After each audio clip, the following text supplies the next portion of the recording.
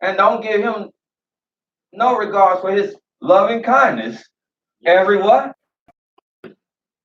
And thy faithfulness. And sister, his faithfulness. Every night. That you're able to make it back home. Hallelujah. Safe and sound. Hallelujah. Every night. Yes, sir. Huh? Yes, sir. Hallelujah. Huh? Hallelujah. Cause did you do it? No. Did you do it? No. Huh? Cause that's why David said, yea, though I walk through the valley of the death is all around me. That's right. You don't think them there in the Oregon district, death was all around them? They went out, lives changing just that quick. People in Texas just shopping. Probably back to school shopping or any kind of shopping. May not even be shopping. May just want to go to Walmart and get out and milly around. Life changing, blink of an eye. Yea, though I walk through the valley of the shadow of death. He said, because y'all is with him, he said, I fear no evil. All right. Well, for a lot of people, they can't even say that because I'm telling you now, nowadays, it's a lot of fear. Yes, it is. Gripping this nation. A lot of fear. People are living in fear. People talking about how they starting to reside that they can't do this, they can't do that, they can't do this, they can't do that. Because fear is starting to grip this nation. But the Almighty has already told us that was going to happen. But to show forth in the what? In the morning. In the morning. That's why it's important to get up in the morning. Hallelujah. Not half a day. Did you see? Did it say yom? Did it say yom? Or does it say boker? It's boker. Morning. Half a day away. You couldn't do that in my house. They call them house club. Every night. Everybody come in, you come in. This thing couldn't go to bed without see. Huh? What you say? Huh? Well, they found out you hit that bed, you laid down. Even when they bring us in, we be tired, we be sleeping, carry us in. They shake us a little bit, before they tuck us in the bed. Wake up, say your prayer. Ready? Go brush your teeth, get upstairs. That's the instruction. Say your prayer, get in the bed, and you did. Now lay me down to sleep. I'm so.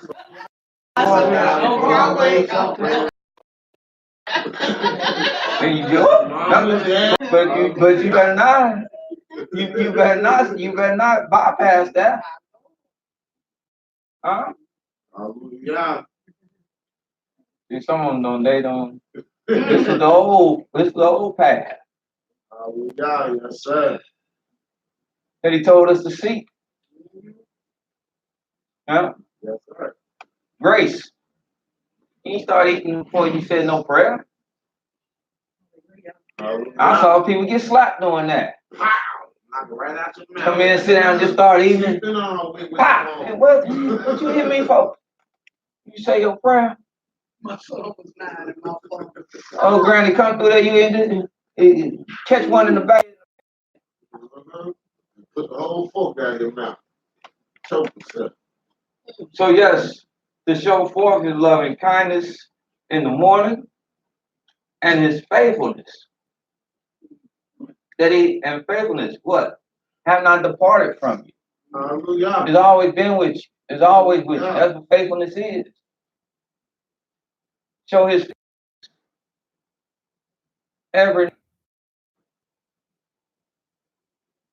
because these are his wonderful works. Without these wonderful works, we don't get a chance to see none of the rest of the wonderful works.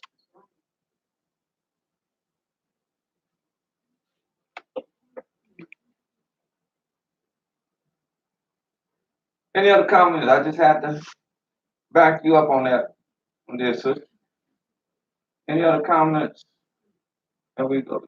Yes, ma'am. Hallelujah. Hallelujah. Shabbat shalom. Shabbat shalom. Praise the Almighty Yahweh, our Elohim. Hallelujah. I just want to thank Yah for strength, His strength, His motivation, His inspiration. Personally, it's part of my morning prayer when I thank Him in the morning. And I pray that He give it to me for the deeds He knows He has for me to complete on His desires of His heart for my life and my path and my choices. Hallelujah. Hallelujah. Yes. Shabbat shalom, family. Shabbat shalom. Praise be to Yahweh. I'm going to hear from you. I'm going to say hallelujah. Hallelujah. I wasn't going to share this, but I'm going to share it since this is the topic, or starting off.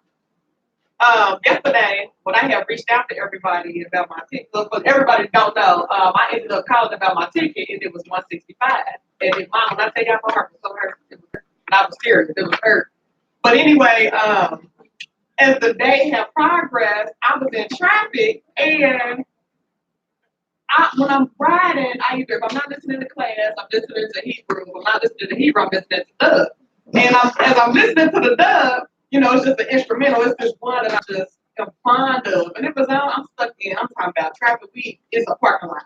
And so I'm jamming in my car. I done freestyle this song, and then the song I ended up finding it on YouTube. So I played it again, and I freestyled it again. I'm like, oh shoot, this might be a song, but I give thanks to y'all because I wasn't really focused anymore on the fact that I had to pay so much money on that ticket, but so much had happened yesterday, and I was like, wow, for me to still be able to get past that and give thanks, and it felt so good. I can't wait to present it to y'all this afternoon, but y'all gonna really like it. It's tight. Praise be to y'all, but just praising y'all. It's that man, like the brother was saying last week, it's power. And like the brother was saying today, it's so much power in that name, and you just feel yourself just release all your stresses, your worries, everything just go away, and it's just being tied into my last 2 weeks of where my focus been at. I just put my focus on God, not letting little things get to me. There's a misunderstanding. I would like to get that misunderstanding. I ain't gonna even try to fix it. I'm gonna just let it be what it be, and I'm gonna keep doing what I'm doing, because I got so much other things going on, so much other things to do anyway. But on top of that, everything had worked out. I ain't gonna even say all that, but everything worked out for me because I had some serious things coming up next week that I had to take care of, and I was sitting there trying to figure this out. Like, okay, this ain't going. I'm gonna have to, it's out of my means. But praise God, someone had owed me money, and they had paid up yesterday, and so now I got $12 to my name. I get paid. So hallelujah. And I was able to handle. I'll be able to handle this particular bill on Monday or on the second day. So I'm really grateful because I'm like, man, I don't know how I'm about to make this happen. And last minute, by the praise to God, it just felt so good. I'm like, man, I hate to, be late, but it would have been out of my means. I had no way, to make that happen. And last minute, things just went. Somebody called and said, hey, I got this for you. And at first, I was going to turn it down, but I thought about it. I'm like, shoot, I can't turn it down. I really need it this time, And so it just worked out, but I give praise because that little $12 is going grandma gave me some gas. I'm good on gas, so I give praises. I give praises for my grandma because she's always been in my corner. And stubborn sometimes.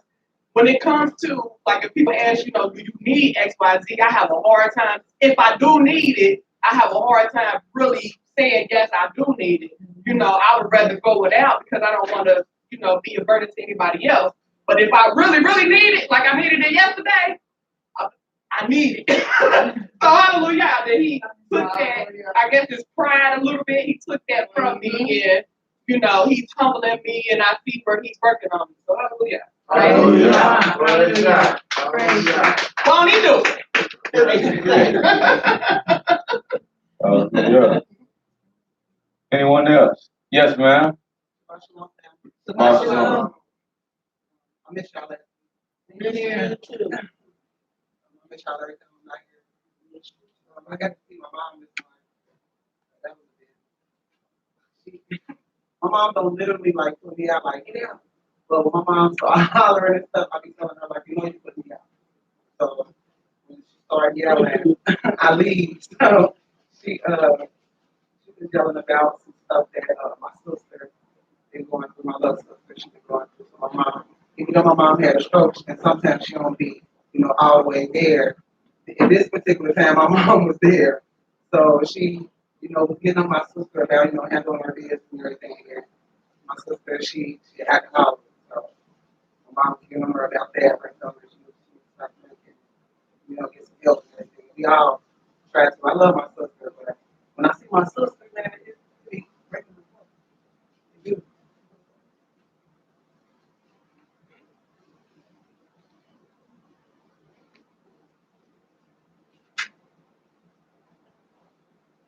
I don't like to see my little sister like that. She only 34 years old. My sister, she don't have none of her teeth in her mouth, and it's because of drinking and not taking care of herself. And I we try to do like, what I do. I try to do the best I can.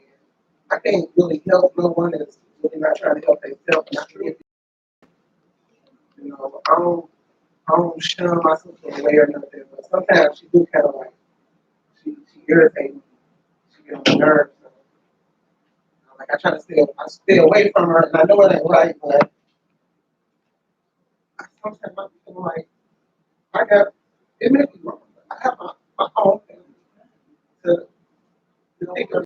Like my grandson, mom, is going through something right now. Like, my hair, like it's a priority to me. Like my grandson, he get on my nerve, and that's understandable because he's fat. He do, and he just turned fat, but I don't like to see like some of the things that that his mom going through, my sister going through, and everything. So I try to like stay away from people, and I don't call folks, and I mind my business. If you tell me something, I listen, but sometimes I feel like my opinion sometimes is sharp, so and I be worried about sometimes people's feelings, but then I don't. Like my sister, I don't worry about her feelings. I say what I have to say to my sister, but that's my sister. That's my flesh and blood. And even if my sister don't want to hear it, I still say what I have to say to her because I know what I'm saying is right and it's helping her. So, but like with Fire's mom, and everything, but I leave that to him. But with being a woman or whatever, sometimes I be feeling like it is my responsibility to say something because Fire is my grandson. He my grandson. I like. And he's the only grandson I have. And if it wasn't for his daughter, I wouldn't have one. So, and I love my grandson. I actually want my grandson to come and live with us. Like, he's just hard or whatever. And my family, we're small, real small. So, without my husband, I really wouldn't have like a big family. With Ike, I do. I had a grandma before his grandmother passed. I never had that. Her mother died when my mom was sick, so she barely even knew mine. So I never had like a grandma, a real grandma. And Hayek family is so wonderful. I'm daughter-in-law, I'm sister, I'm whoever, however they, everybody welcome me with open arms and things like that. But like the situation that I'm going through now with like my sister and the stuff that's going on with my mom, it's a struggle. And people like, it's they business, and all that stuff like that, but that's still my family. It's still my family, and I love my family because that's all I really have. I don't, have a lot of like so-called like friends and stuff like that. I have my sisters and friends, I have one friend, I have a best friend, but I don't know, I just think I need some some feedback on how to maybe talk to the fire's mom and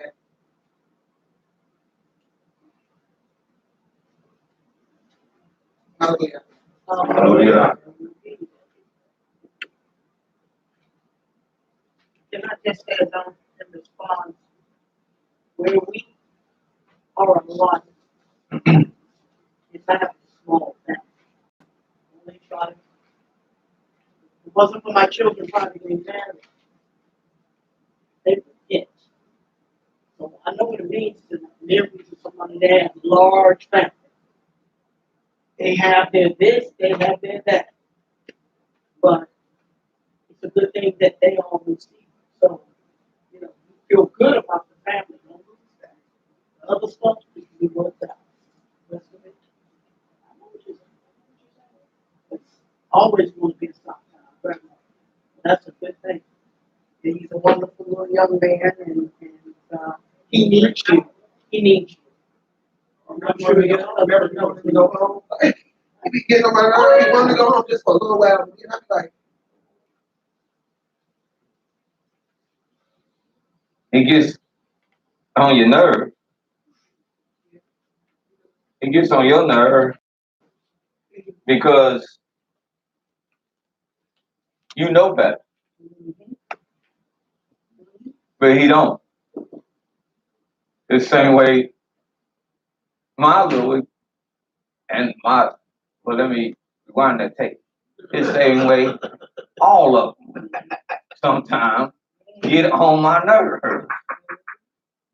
All of them, every last one of them, every last. get on my nerve.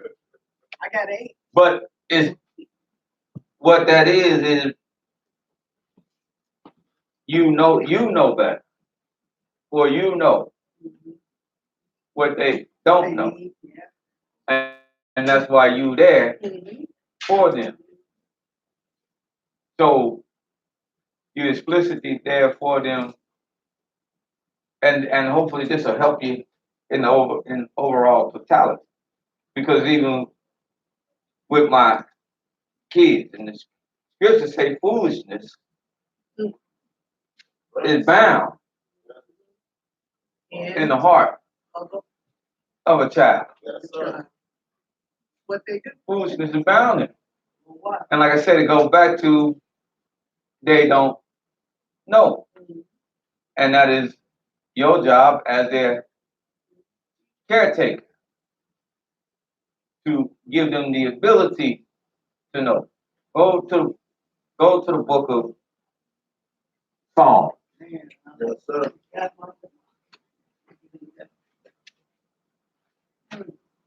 Some of us we also embarking on having children.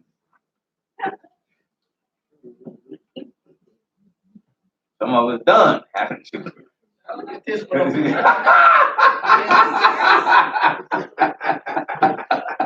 Y'all sweet, shoot, I'll testify to that. I think everybody is. They want to drive a car. But when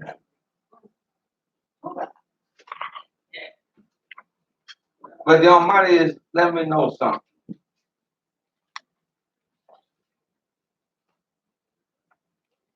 How many children we have in here?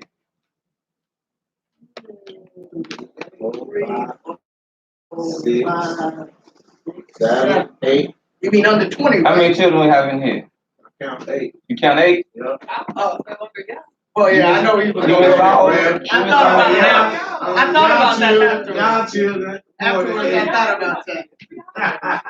What songs are those? See, once you can see, yeah, y'all said you catching on by that. Y'all felt. You all fell for that. Not me. But the reason why Swallowed the Kool-Aid. I asked that is, if you can see yourself, Hold up. as a child, Yes. and through scriptures, and the Almighty as our Father, Hallelujah. and you have a relationship and see the way in which He deals with you, and the way He deals with His children, that helps us or should help us be able to deal with our children. Because he is the template of everything. He is the perfect example of everything. And so Psalm 127 says,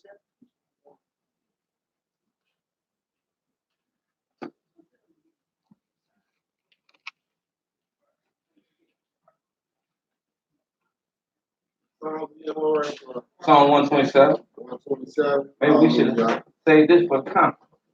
Hallelujah. But we'll come back to it. It always can be said. But this is speaking on the family dynamic. Psalm 127. Except Yahweh build the house, they labor in vain that build it. Can I dare to say that that's why houses are in the shape they in? Can I dare say that? Yes, sir. Hallelujah. Huh? Can we talk? Can we tell the truth? Yes, sir. Because y'all know I am anyway, don't you? Hallelujah.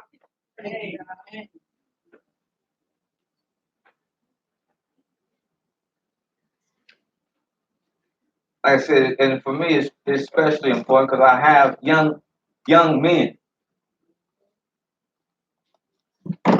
And much as I joke and say things and off the wall things, these young men are gonna grow up, and these young men are gonna one day seek to start a family of their own. Yeah. So these young men must know to be successful, must know the steps in doing so. And the first step in doing so is never take the Almighty out of any equation. Hallelujah. See, like I said, in the spirit of being real. Even though if this is where you happen to meet it, even though you meet somebody because they come to the same Bible class, or because they Israel,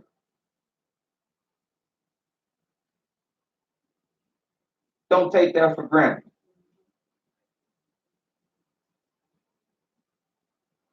Don't take that for granted. Was not Isaac Israel Yeah. before there was Israel? Because he was the father, he was in that lineage, that package. So was not he Israel? Yeah. And when Abraham sent his servant, who would back it up? He was Israel before there was Israel. Right. But he's the reason why Israel exists. But Abraham sent his servant back to his home, and he told his servant to what? Okay, let's find a wife. From where? From his home, from his kinfolk. From my kinfolk, my people I grew up around, huh? Right. That I know. From his mother's brother's house. From my mother's brother's house, close kin, right? Yeah. But he still instructed him. What I'm trying to get at is, even with all that commonality, he still instructed him for certain things to look for in the woman that he gonna bring back to his son. And that's what I'm getting at. For all the commonality that you walk the same door of the building, that you sit and you say hallelujah together, that you this and that you that you say no JC and no for, there's still certain things you got to look for in that potential mate. All right. Hallelujah. And that's where you have to let Yah build the house. And you can't go too fast in the process. That's right. You can't go too slow. But you got to give the steering wheel over to the Creator. And as everything else, you got to induce him with prayer, meditation, truthfulness, and sincerity in the matter.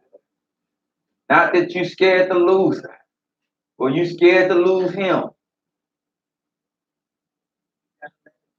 You just gotta let it flow and take its course. Hallelujah. But the house should be built by the master builder. Hallelujah. And the master builder is the Most High. Hallelujah. See, sometimes people didn't. I remember, Brother Alicia, a lot of people question, hey, he can't tell. I said, man, he telling me a lot, and now the words ring definitely true.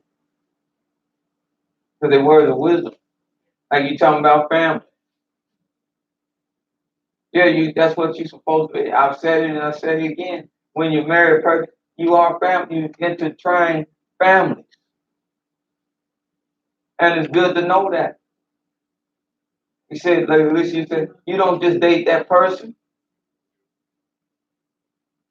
You go and find out about their family. I told her, see, and that's like I said, that's the steps we don't heed the wisdom. We want to make that the last stop. I can't take your mom family until after and then make them the last stop. Now you want to introduce them to everybody. No, bring them in. And if they don't bring in, make that one of your first things. Before you just go out to dinner and movies and stuff. Hey, let me go by your place and meet your people. They start hollering, nah, you don't want me my people.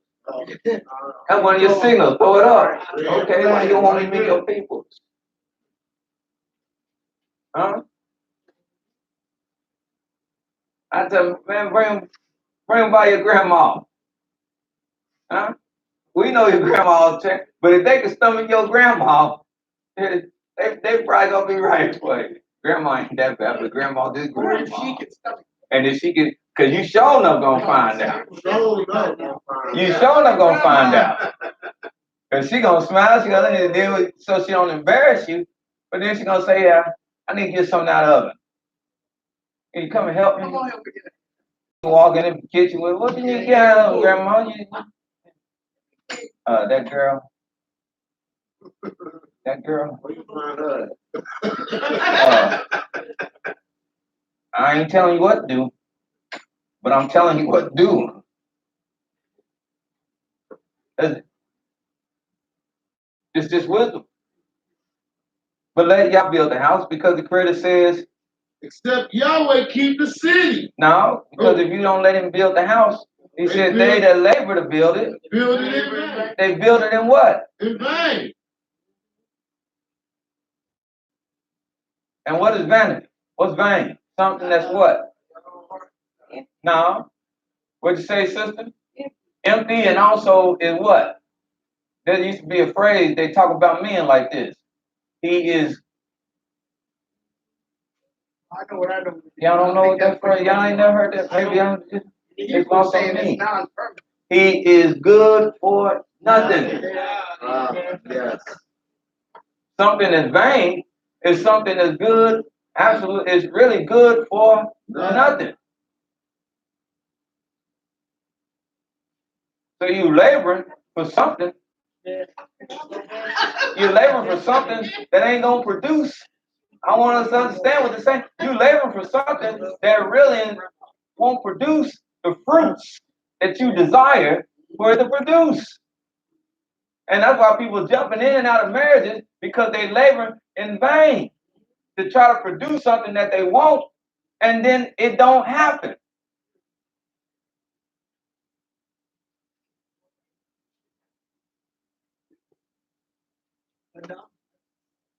And they working for it. One party might be working for it, they working for it, but it just ain't coming together. And they laboring in vain.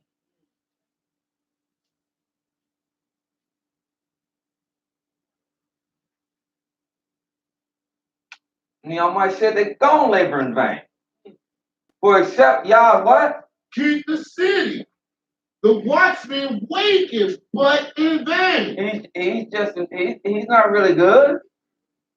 City will be taken.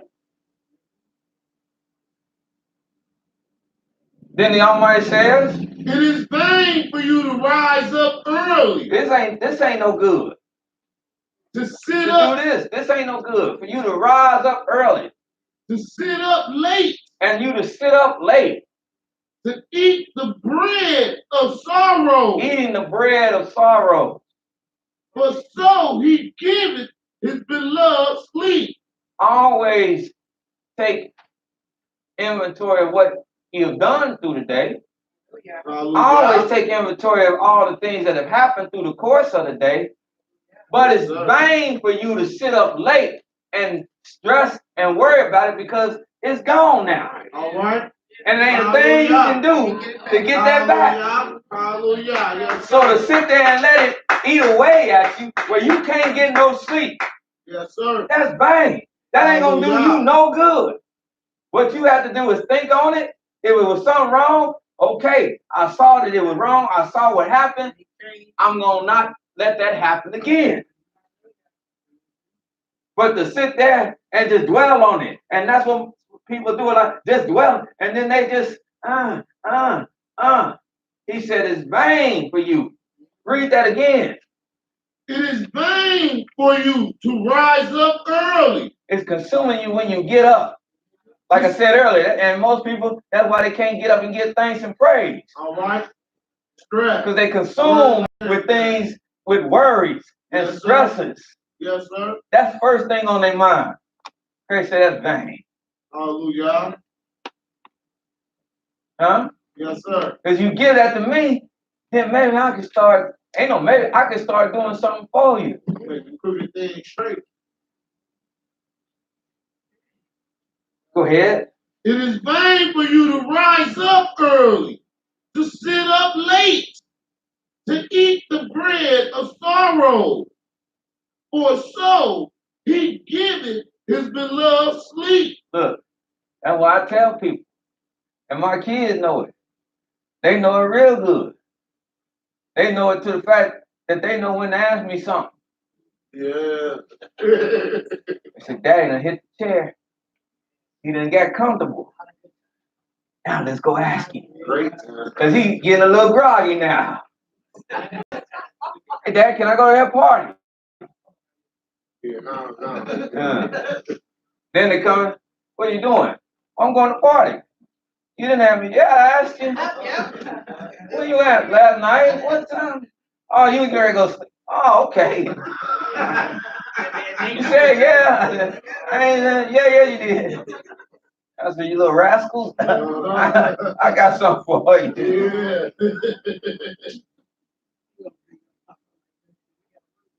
But I've been on the other side where I had things on my mind for something that was done, and I couldn't go to sleep. Couldn't sleep all night long. Because what was bogging me down. So I appreciate the fact that the Almighty give me sleep. He must have a little love for me, where I can go at the drop of a dime. Because ain't nothing on my mind. Huh? And the delicious dainties y'all be putting out. I get home after Sabbath day. And by the way, I don't know what y'all called yourself doing last week. Y'all gonna kill Brother Aaron. That food was. You enjoyed it. That food was out of sight. Out of sight. What? Comfort food. Woo. And I was out. I was done. Woo. But to be able to just lay down and relax and just go to sleep. For a long time, I was like, man, that's right. But that's a gift. That's a gift. Huh? Yes, Like I sir. said, like we said last week, that other stuff gonna be there. It's gonna be there.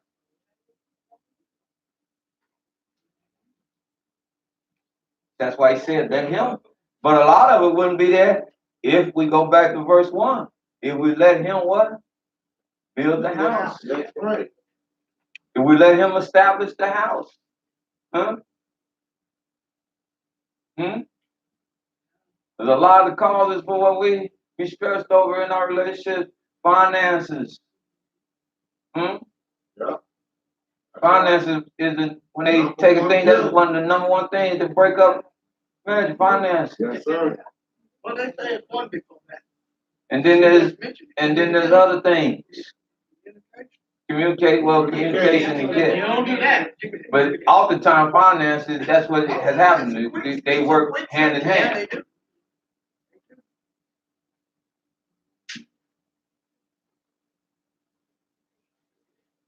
But people be stressed over. Because you can even communicate. I saw this bill, we got this bill, and that's what we got this bill, and somebody wanted, they just started flying off the hand. And it said it gotta be, look, put that thing right there. I got 5 on it. Like that song, I got 5 on it. I got 5 on it. What? I got 5 on it. It's gonna be all right. We get it. Don't be stressing out, and then you stressing me out. Then we at the children, and all this tension is in the house.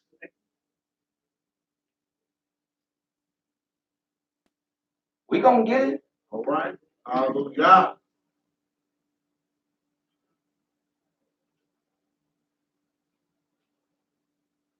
Verse 3.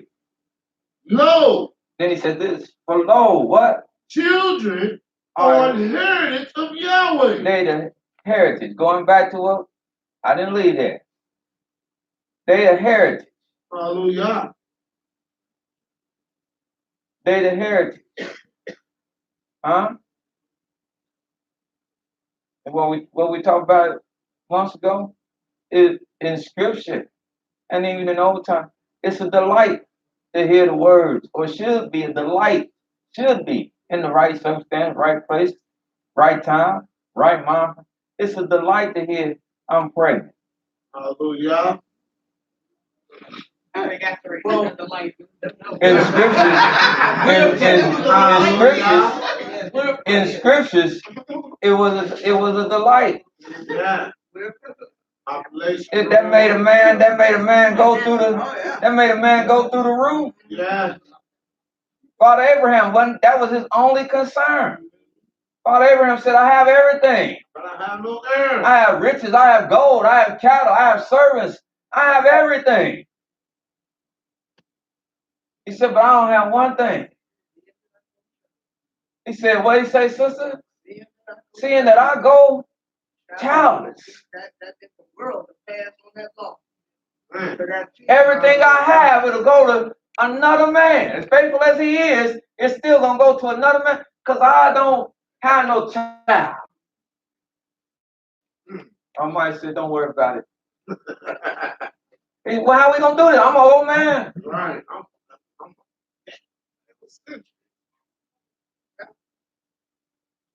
And we don't have the land of Canaan child and family services where I can go and adopt somebody. He said, well, don't worry about it. He said, you're going to have a child. From your own bowels, from your own physical loins, you're going to have a child. Not only are you going to have a child, if you allow to live, you will look and see that your seed one day should be as the stars in heaven. Can't count them for nothing. They'll be all over the place. Here we go. And here we are. Here we go. But they are a blessing.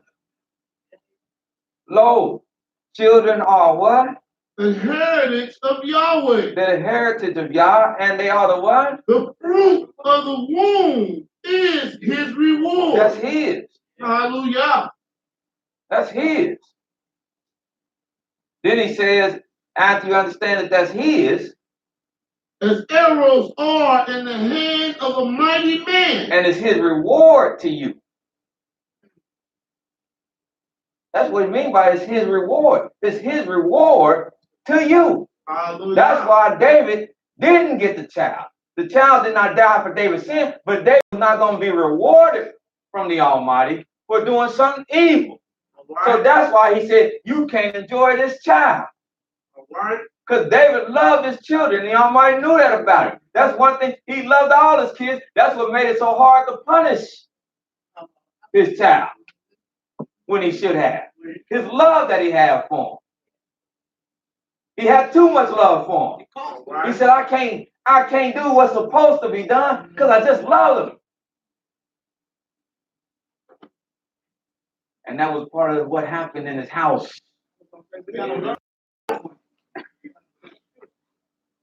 But the child that he lost that child because the Almighty would not reward him good for his evil. And that's what he means right here. It's a reward when that child come to you. Yes, sir. When that seed could see, that's a reward. Now, when you receive a reward from somebody, what do you do with it? If somebody give you a reward right now, some kind of little statue or something, what would you do with it? You're gonna put it up. You're gonna put it up. You're gonna set it up. You're gonna set it up. You're gonna what? Cherish it. Cherish it. Yes, sir. Huh? Don't you touch that. Show it off. Huh? That's right. Take care of it. Hallelujah. Well, that's what the Almighty said. It's your job to take care of it. Yes, sir. It's my reward. Huh? Hallelujah. You know, see my little prince? That's what I told him last week. I said, y'all gonna make me shoot somebody. That's what I told you. And now I gotta pull my shotgun out. Y'all know what y'all done did. All right. I lay it out on y'all. I'll be like this, like the people that with Trump. I'm laying that on y'all. Y'all gonna make me shoot somebody. That's y'all fault. I went and fried, died, and laid it to the side. Now I got to be extra vigilant. Hallelujah. Because that's been his reward. No matter how much they get on my nerve, that's a reward. And when they get on my nerves, is my role. Reading that verse. As arrows are in the hand of a mighty man. Now, who's ever shot a bow and arrow in here?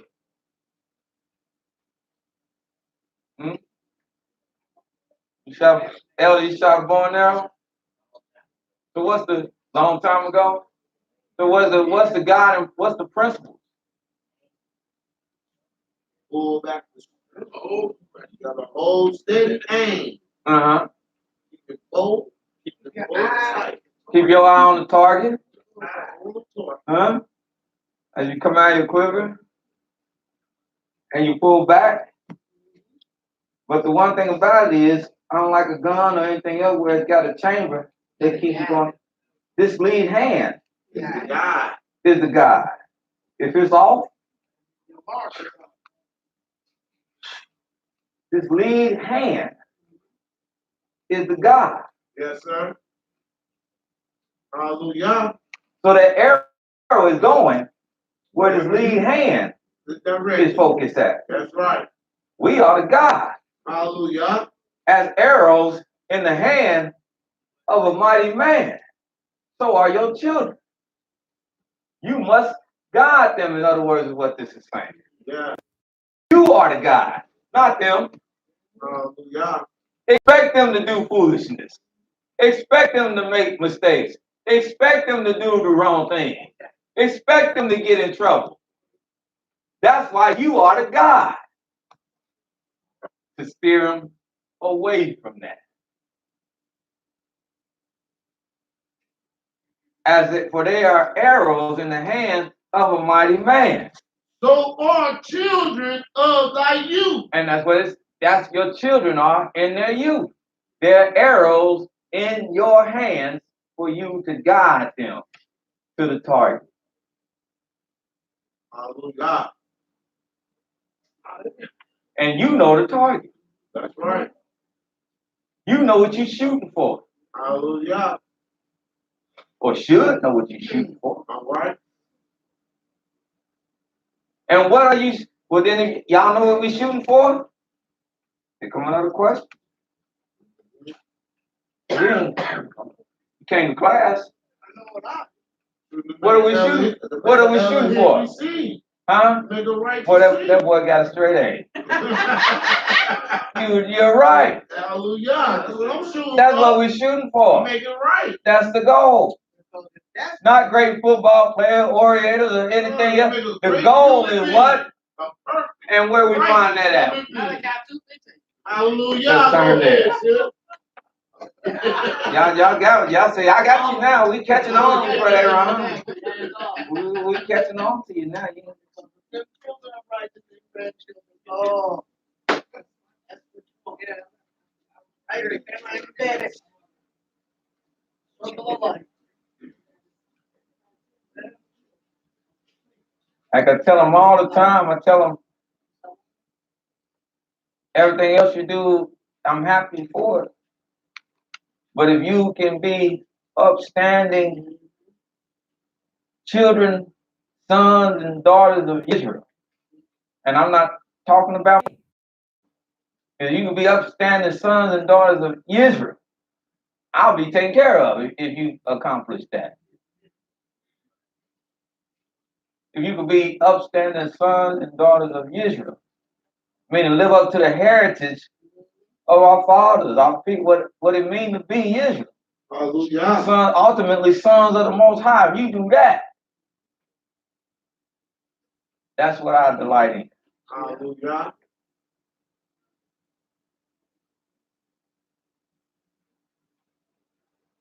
I don't know what nobody else wants for you to do,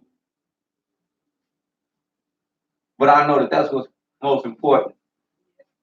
I know that's what's most important.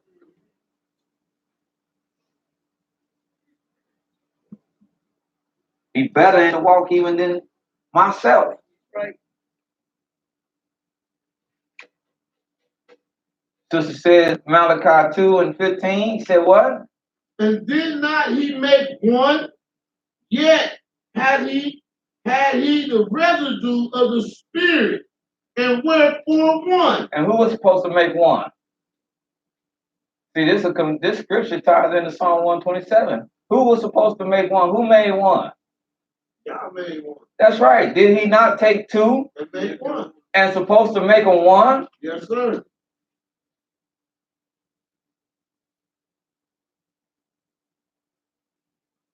That don't always happen.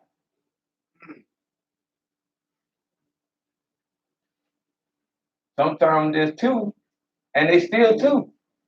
Yeah, that's right. They never come together Be one. to be one. That's right.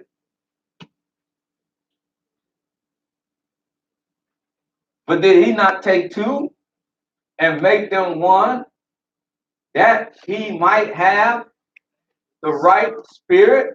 Raphael.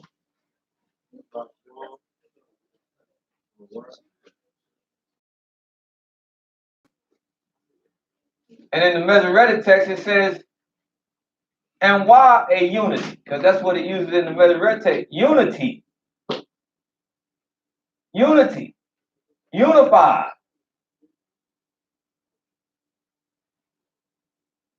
Unified.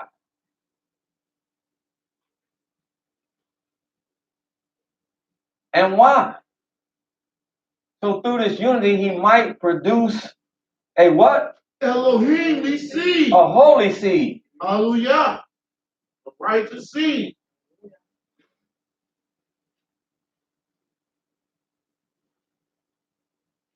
Go ahead. Therefore, take heed to your spirit, Man. and let none deal treacherously against the wife of his youth. And that's why you find the right woman. Hallelujah. And if you found the right woman, when you take heed to yourself.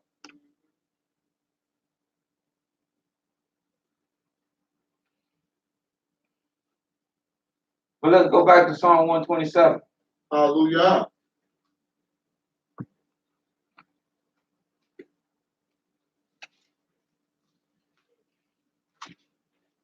But we don't always find the right woman. And finding it ain't gonna be overnight.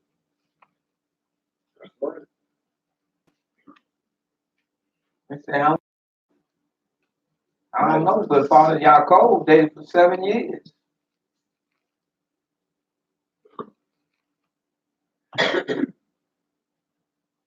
Seven years?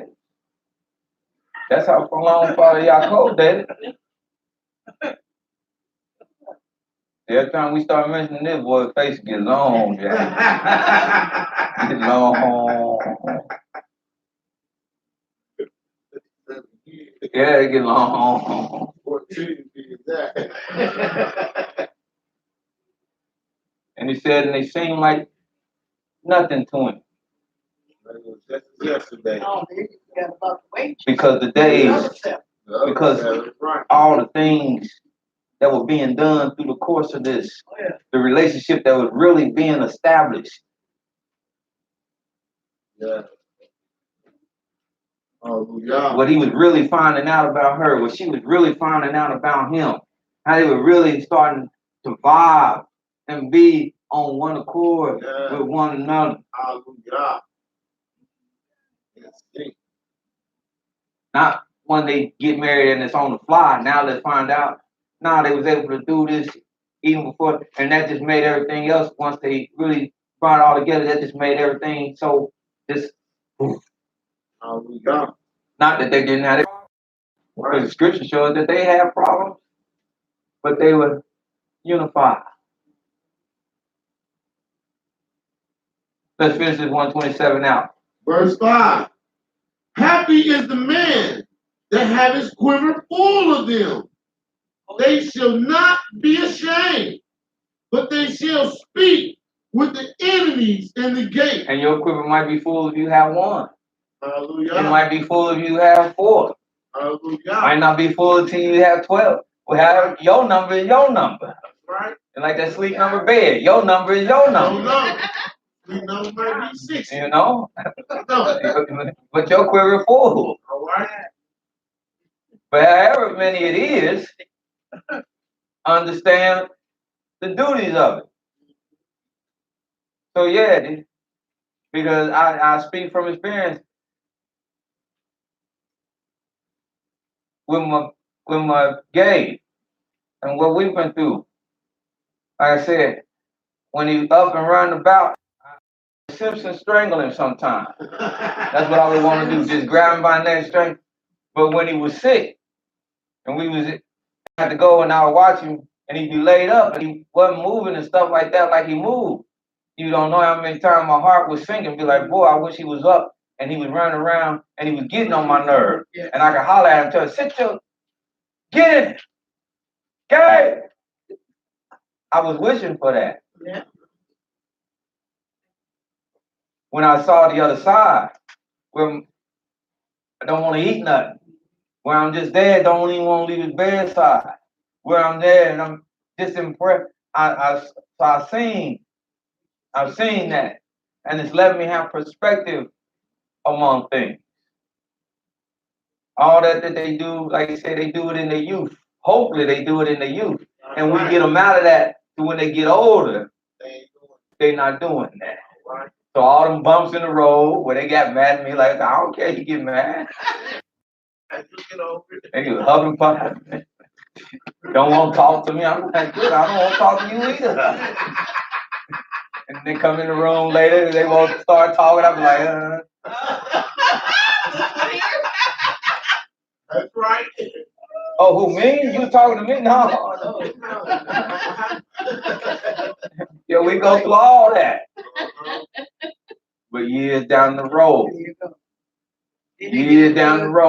they sit back and they say, man, Daddy, thank you. Yeah. Thank you for everything. Thank you for everything. Then the grandbabies, I get a chance to do it with them, but just not as a father. I get a chance to do it with them, but in a different manner. See? In a different manner, because that's going to that point. Because that's how my mother is. My mother, like I tell you, my mother, I said, Mom. She's like, well, when you get home, get on him, because he did this, he did. I said, why you ain't do it? I said, that was me, you would have killed me. Well, go on, that's you. That's your job. I know he did it here. No, that's your job. I'm trying to wrap my brain around it. Man, if I would have broke that, he would have killed me. Boy, get away with stuff that. But that's in the mode of being grandma. She's still gonna raise him, but she's gonna raise him different because the authorities still have to come through me. But she's gonna give him what she needs to give because she tell him what she needs to tell him. You see, she tell him what it needs. Then she be, go tell it to your daddy. After she tell him off, then she love on him. You see, so it's a manner of being able to deal with them in a sense, and she and I like that with anybody. Some of y'all have met my mother, and they know, and she just genuine. That's what it is. She just genuine. Some of y'all have been able to sit there with. I think Zuri has met my mother, and she don't treat her no different than she treat anybody else. And she just come in, that's how she is. She just that old school genuine. And she'll tell you. She'll tell you what she think you need to hear. Even if it's even if it's a nice way. But she gonna tell you what you need to hear. That's all she wants. Cause she just won't, and what the girl Melania say, be best. She just want everybody to be best. Okay. So I don't see her do no difference. Yeah, she like that with everybody. I take y'all right, like I said, I take y'all right now. Now y'all will trip out how she talk to me. y'all will fall out. But she's just genuine, Southern comfort, old school. Huh? And I will have any old kind of way. And to her bark is bigger than a bite, but to her, everybody family. If you come in and show you want to be family, everybody family. And if we family, ain't no reason why I shouldn't be able to tell you something. Like I said, all them children she had come through there when she did her daycare, after she tell them mothers. And they weren't her daughters, but they were her daughters. It wasn't just a job where she would take care of their children. There was a relationship built out there. And she tell them, hey, what that rascal doing? She talked like I said, I said, girl, man, they might not like that. But then they know what to do. But what all of them call her? Mama Ricka. The kids done grew up. They all like they come back. Mama Ricka. I said, Mom, that's how she is. If you be family, she gonna treat you like a family. And she gonna tell you what can help you. Yeah. And that's how we supposed to be. To be able to do that. Be able to talk to daughters. You know that's his. And you mine too. Be able to talk to son. That's the family dynamic. The family construct as we know it today is part of a curse that's on us. Let me show you that curse. Go Book of Micah. Family dynamics as we know it today is part of a curse. Y'all heard about the boy? He killed his sister over a password. Yeah. Over a password. Oh, yeah.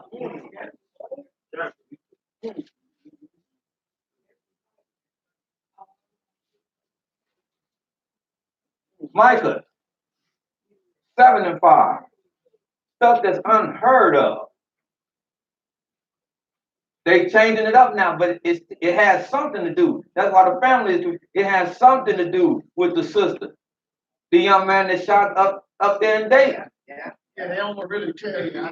Because he reports he drove to the nightclub with his sister and her boyfriend. He was at the nightclub. He left the nightclub, went back, and came back and started to shoot. But early in the night, he drove to the club with him.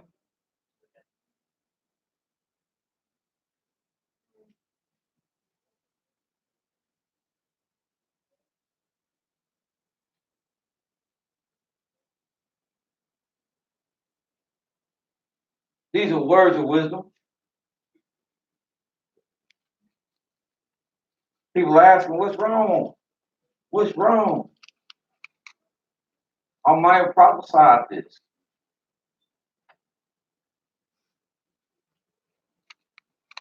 Verse 7, chapter 7, Yes, sir. verse 1.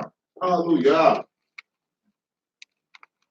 Woe is me, for I am as when they have gathered the summer fruits, as the great gleanings of the vintage. There is no cluster to eat. My soul desires the first strip, the first ripe fruit. In other words, I am as, woe is me, for I am as when they gather the summer fruits, after they've taken the summer fruits off, after the grape gleaning, they gleaned all the grapes off the vine. There is no, and there is nothing to eat. In other words, I'm hungry. Woe is me because I'm hungry and I'm looking for something to eat, something to satisfy my soul, and it's nothing there. My soul desires the first ripe fruits. I'm looking for something to satisfy me, and it ain't nothing there. So woe is me. Then look what he says. But he's not speaking about food. Look what he says. This is what I'm trying to desire, and little of it is around. The good man is perished out of the earth. The good are perished out of the land. And that's happening, that's increasingly every day. Yes, sir. And another young fella that gave himself up in Springfield, Missouri. He walked into a Walmart, armed to a T.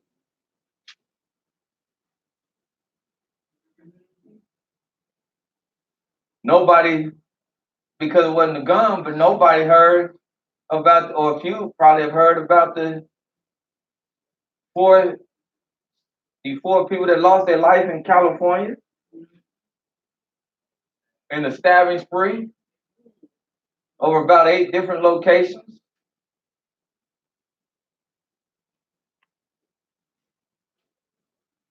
Things that didn't hear, man was, and it ain't just people.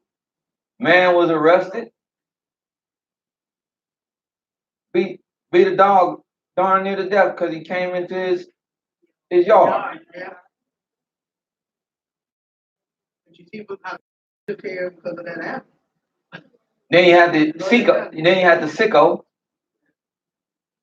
Somebody, he cleansing somebody in the name of Christ, and he molesting young girl.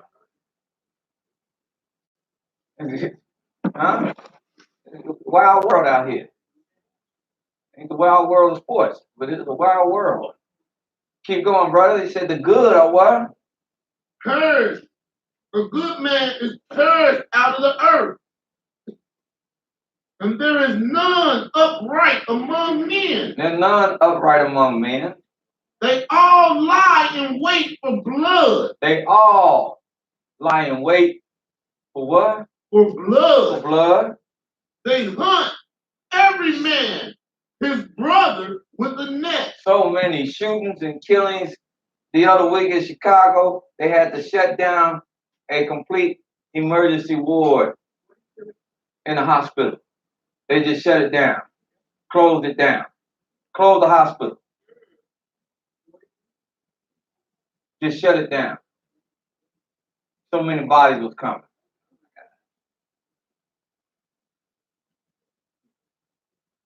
Go ahead. They hunt every man his brother with a net, that they may do evil with both hands. With both hands. Earnestly. Earnestly. The prince asks. The prince asks. And the judge asks for reward. Judges ask for a bribe. That's how they do now. That's how they judge. Huh? Yep. Biggest lobbyist group that there is, what they tell a boy, they said, "Nah, you don't want to pass no harder legislation." Even though I know legislation won't do nothing, but they instantly wrote, Trump told, "You don't pass no more gun legislation." It wouldn't have helped nothing. Biggest lobby NRA. That's why some of these cats won't move. They won't move because there's bribes there. There's reward, there's money there, there's influence there. They can't move. Because the princes ask, and that's what they do. Hey, what you gonna do for me? Right. The princes ask. The judges ask for a reward. The judges ask for a bribe. And the great man. And the great man. He uttered his mischievous He desire. tell you his mischievous desire. Ain't the great man right now telling you his mischievous desires? Yep. Don't the great man, huh? Yes, sir. The president? Yes, The sir. great man? I'm telling you what he wants. Don't he tell you his mischievous desires? Yes, sir. He ain't like already. He don't hide nothing. So that they wrap them up. Then look at what Christ said. The best of them Is as a briar. The most upright is sharper than a thorn head. the most upright of them, they sharper than a thorn's head. The day of thy watchman and thy visitation cometh. But the day of the watchman, the day of them that's been watching this and that's been talking about this and that's been giving revelation from the Almighty, that's been speaking on my behalf, the day of the watchman and the day of your visitation, it comes. Yes, sir. It's coming. And now shall there be great perplexity. All right. Hallelujah. And in this time, that's why I tell people, it only gets worse Yes, sir. before it gets better. Yes, sir. In this time of the visitation and the perplexity, do what? Trust ye not in a friend, Don't put no trust in a friend. but ye not confidence. That young lady up in Chicago she went out with her friends and they stomped a mud hole in it. That happened about a few weeks ago, maybe about a month now. She went out with a bunch of girls that were said to be her friends. And they ganged up on her and stood around and taped it.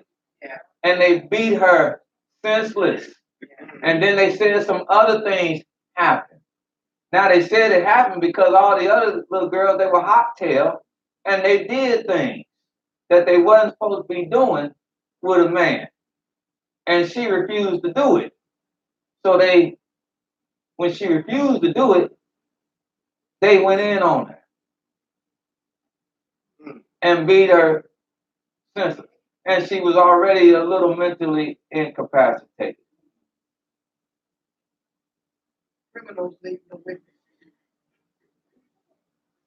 Oh, they filmed it. Put it all on I mean, internet and everything. Leave her to say something. It was horrifying when I saw it. But this is what I say. This is what I teach my sons. I'll let you go out with your buddies, but you keep a close eye on them. What's that old saying? I keep my friends close and my enemies close, but I keep all of them close. I keep an eye on everybody.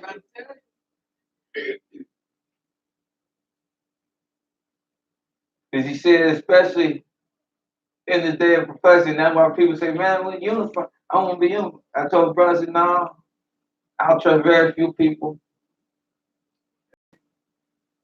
in these days to come. I mean, we just get in a bunk and I'd kill you in this bunk. Right. Because half of us ain't worth a quarter. But in this day to come, this great perplexity, he said, trust ye not in a what? In a friend. Put no confidence in a what? In a God. Keep the doors Of thy mouth. Discretion. Discretion. Don't put everything out there. Keep the doors of thy mouth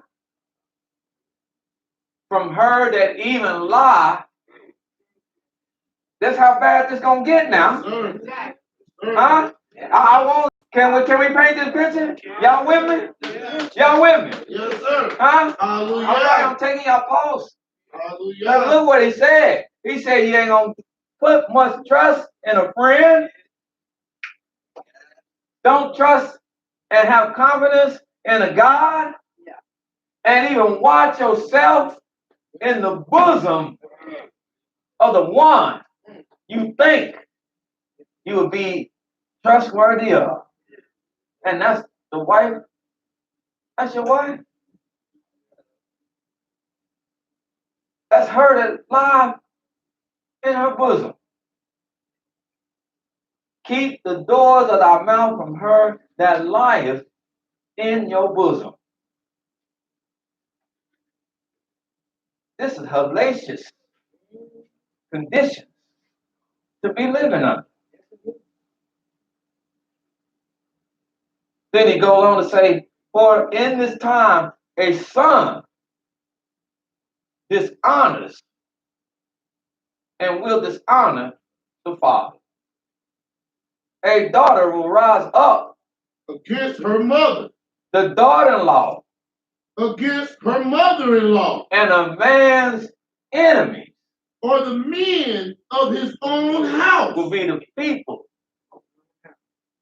of his own house. Now, if you catching hell in your own house, huh?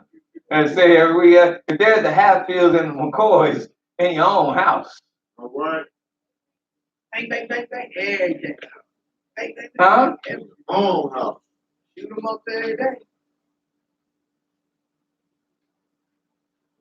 And that was like I said, the thing in the dating thing. I don't want to keep on laboring on, but that was because many things.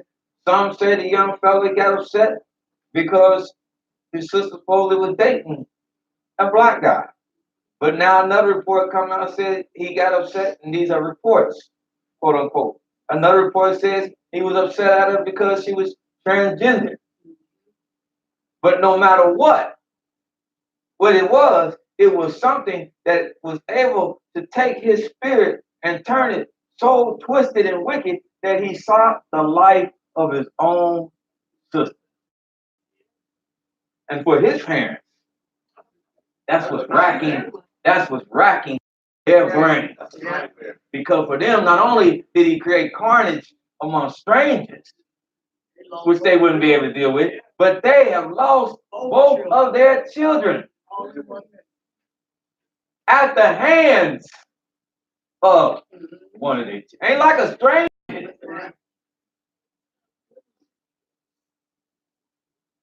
Hey, no, I don't think they want to.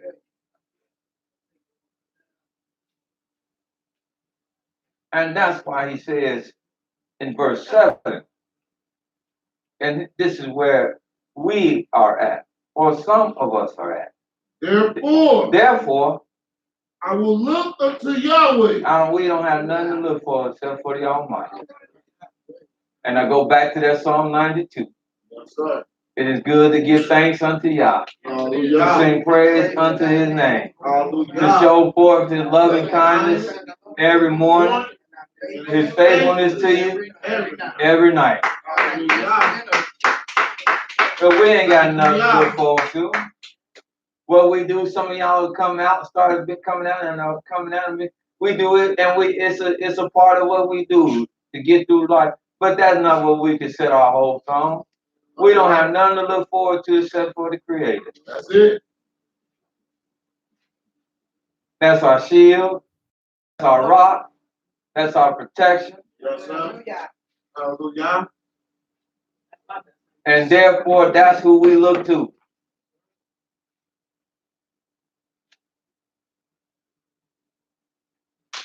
Therefore, will I look unto Yah.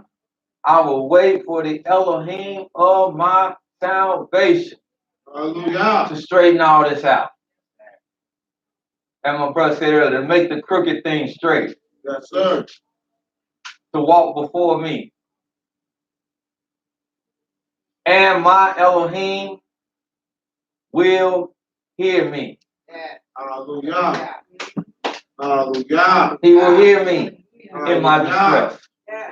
He will hear me.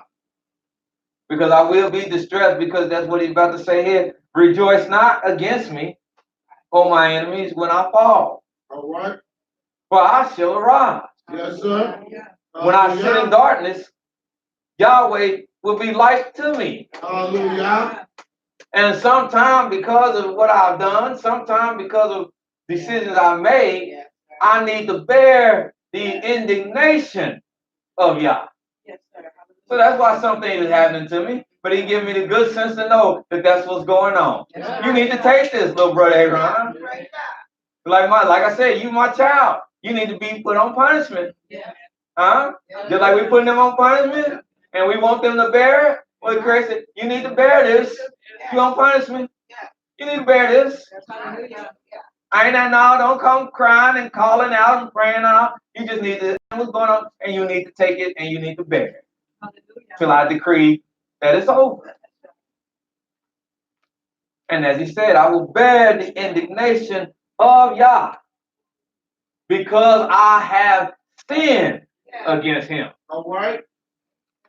Until he plead my cause and execute judgment for me. Hallelujah. And when he is done doing that, he will bring me forth to the light, Yes, sir. and I will behold his righteousness. Hallelujah. Hallelujah. Hallelujah.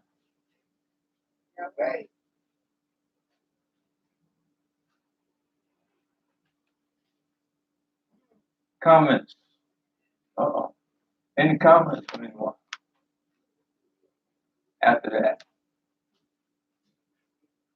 And elaborating on it, you can always seek to give counsel, but counsel is only as good as the person who is receiving it will let it be. Yes, sir. And you can't, as much as you love, as much as you cherish, and wrapping our head around, you can't lose yourself trying to straighten somebody else out. Hallelujah. And what the scripture say, if you be wise, ultimately you just be wise for yourself. Because I've seen a lot of people so engrossed in trying to straighten everybody else out and trying to straighten everything else around them out, that they lose their own self. Yes, sir. I have to be cognizant of it because I'm a student, and I'm a student of many things. That's one of the things I see a lot in people that are ministers and people that's why I said people be running around here talking about leadership. I want to be head of this, I want to be big man. And I've seen it in studying people and studying leaders in all kind of aspects. And they're great at leading masses of people and even in scriptures. And their life in their home is hellacious because they're so busy tending to everybody else and everything else that without the proper construct and support in the home, they're not tending to what's going on in the home. And there's many examples in the scripture. Yes, sir. We have David. David was a great king. He could pass judgment and people would come to him for judgment. And he was righteous. He said judgment. But the rest of his life that he lived, his life in his homestead was in shambles. We have Eli. Eli was a great priest. But the Almighty said, I found fault with you. I got to take the priesthood from you because your sons, they off the chain. Yeah. And you ain't done nothing about them. And you knew it. You gave him this little slap on the wrist kind of stuff. Somebody Almighty heard you.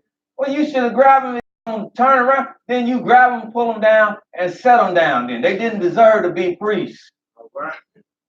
You continue to let them be off the chain.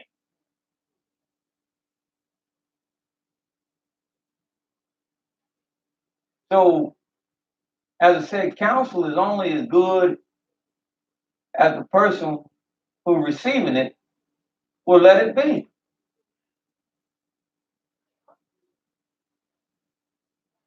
Ultimately, it falls on them they must bear the weight and the brunt of what they doing.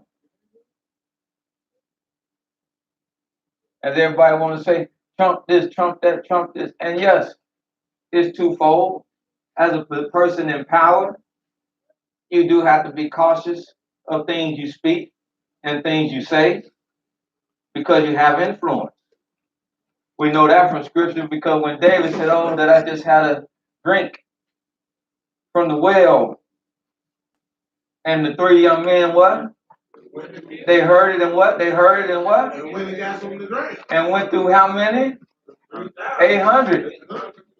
Just to bring him back something to drink, just off of the word that he said. So your words can have sway. But those actions of those men still were those men's actions. They did not have to go and do what they did. That was still their actions. So because he says something about somebody or he does this or says this, that don't make you have to go out and do it. You go out and do it because that's something inevitably you want to do anyway. That's right. That's right. Whether I said it or not. Hallelujah. Hey. Guess it helps you didn't drink it. Yeah, and that shows that he condemned it, their action.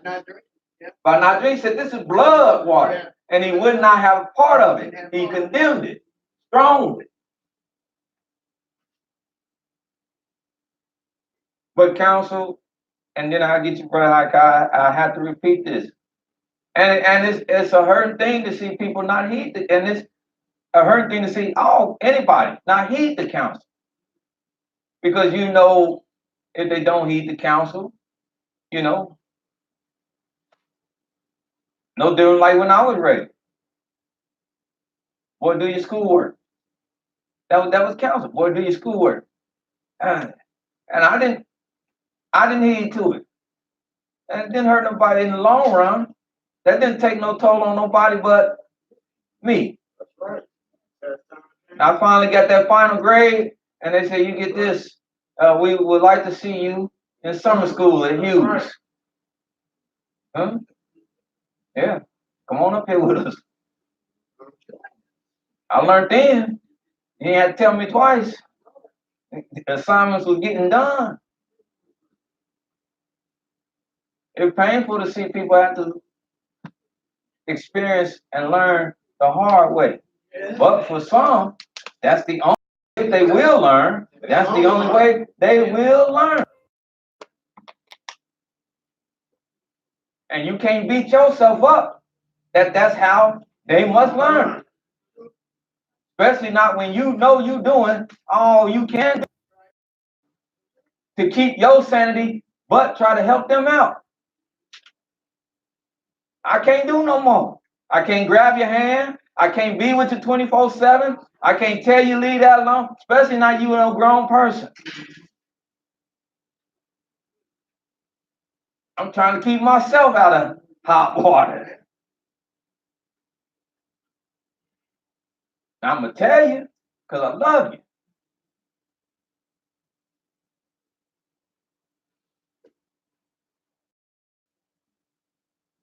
Well, you paying that bill? What you paying this? What you paying this? No? Okay. They ride up there, click, click. Late at night, lights flash. People come, what happened? Lifting up your vehicle and turning away, you stand looking. Well, man, now how I get to work?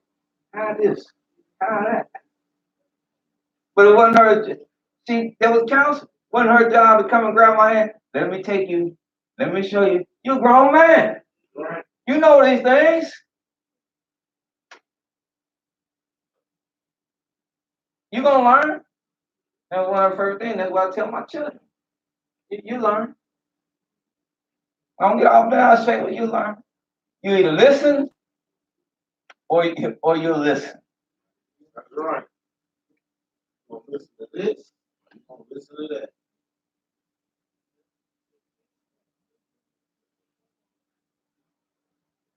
So we do what we can do, and that's all we can do. It don't mean you love them no less. Don't mean you don't care for them no less. But it's just limitations to how far you can go. And they got to do they got to do the heavy lifting. You know, you do the instruction. They do the heavy lifting.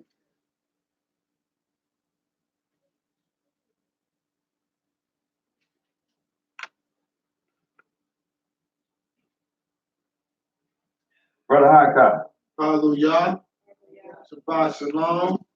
All praises to the Most High Yah. I'm saying hallelujah. Hallelujah. I just want to give thanks and praise to the Most High Yah for blessing me this day. I do have a question, Morel, on the heels of what we're talking about. Because Yahweh is just so amazing that this subject is here and we're dealing with this subject. But first and foremost, I just want to give thanks and praise to the Most High Yah for allowing me to rise up this day, for blessing me with good health, for giving me a right mind, and giving me the strength that I have in my body to be able to do the things that I'm able to do.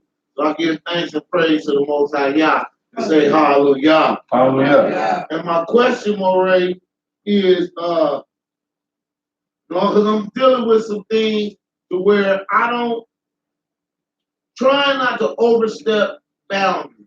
You know, I'm a grandfather now, as a grandparent, you know, and I deal with my grandson quite a bit. And my daughter, you know, she deals with some things and she's dealing with some things.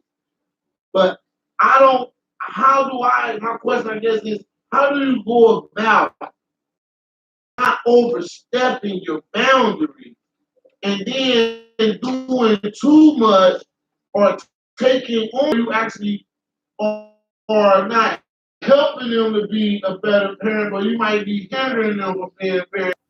You just it's stunting their growth or something to that magnitude. Because I know I can be very overbearing, and some things I see in my kids' life and things like that, and I'm very forward in how I deal with them and how I talk with them on things. Take over a situation, or should you let it sit and let that situation linger? You know what I mean? Like you got your daughter, she with someone, but you don't necessarily care for the person she with. But you see how she is and what she's doing, and she has a child for you. She has a grandchild for you. Do you intervene in that? Or do you let her live the life and go down the path of the life that she's living with the child that she laid down and had? Or do you intervene in that and in some manner and step in and take control or step in and how do you go about doing that? How do you go about maintaining those guidelines or maintaining those sides without actually going over and doing too much in their life where now you running their life and the kid life, and you know what I'm saying? They don't have no control or say over what they doing. Because they just leaving it up to you or whatever. So how do you get into it? How do you balance that out on a level field? Hallelujah. Hallelujah. Well, we talked about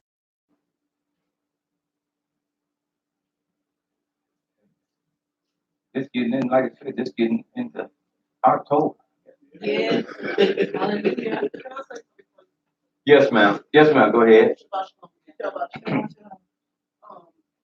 Situation that we have it's I done got to the point now like certain things that like a mother supposed to do as a mother or whatever.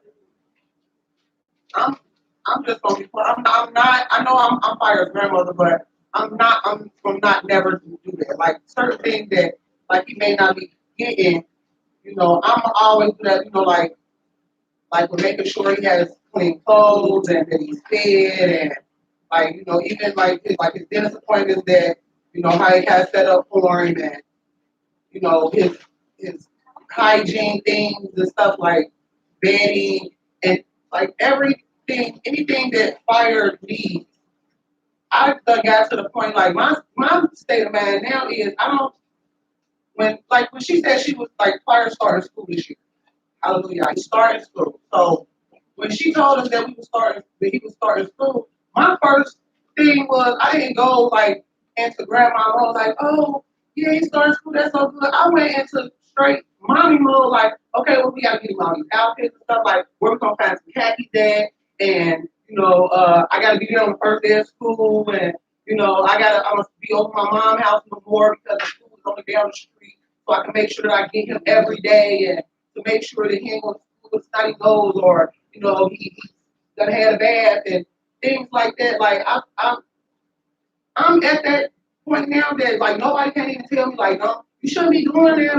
His mama, I don't really care about that. Like I'm just all about like fight. Yeah, I just all about whatever fire needs. Like I will go broke for things that fire need, and I have. And I don't know if it's just because like I'm gonna fire my only grandchild, but when she don't have or can't do or whatever, it annoys me or whatever. But I just be like, okay, well, or whatever. Like like when his birthday came up, that wasn't even an issue. Like we didn't even have it, but we had it. That could have went towards things for the house and everything like that. But we still was like, this is his birthday, and he gonna have a party, and we're gonna do this. The family gonna come out. So I want to know how we deal with that too, because now I'm at the point like I don't even really be caring what she do. I just be like I'm gonna do it. Well, very good. Hallelujah. Very good. Yeah.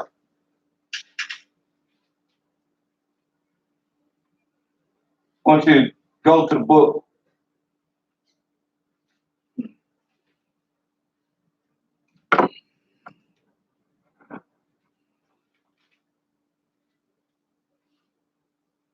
Of Genesis. Hallelujah.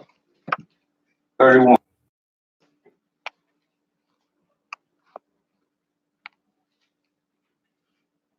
Genesis chapter 31. And I want you to start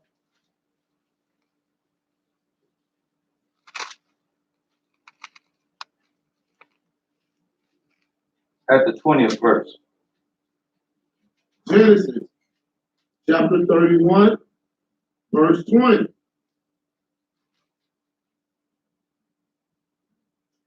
And Yaakov stole away unawares to Laban the Syrian, and that he told him not that he fled. So he fled with all that he had, and he rose up and passed over the river, and set his face toward the Mount Gilead. And it was told Laban on the third day that Yaakov was fled. And he told him on the third day that he had left. And look at what he said. And he took his brethren with him and pursued after him 7 days' journey. And they overtook him in the Mount Gilead. And he said, well, he just gone. It don't mean much. Is that what he said? Nah. It didn't disturb him that he was gone? Yeah, it did. Disturbed him to the point of and what? Got his brethren and pursued after him. Got his brother and pursued after them. Go ahead. And Elohim came to Laban the Syrian in a dream by night, and said unto him, take heed that thou speak not to Yaakov either good or bad. Then Laban overtook Yaakov. Now Yaakov had pitched his tent in the mount, and Laban with his brethren pitched in the mount of Gilead. And Laban said to Yaakov, what hast thou done, that thou hast stolen away unawares to me? He said, what is it? What are you doing that you just left out without telling nobody like a thief in the night? You just stole away. and carried away my Look daughters. what he said. Look how he talks to him now. He said, and you took away what? My daughters. Because what I want us to see is the family construct. The family outlook. Because that's how we're talking about family. He said, and that you have taken away, I know she your wife, my daughter. Right. Saying that's what I was talking about earlier. And what I tell you to see, be an honorable man. Any young lady you gonna mess with. Show yourself to her family if she have one intact, or whoever is there, show yourself to her. Don't just steal her away. Because that first is that woman, if just her mother or father, if they both, that first is her family first.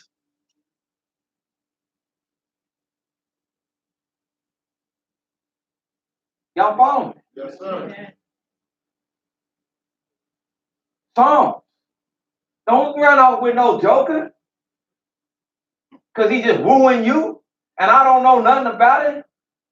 You call me, hey, Daddy, baby girl, where you go? Oh, we in Florida. Huh?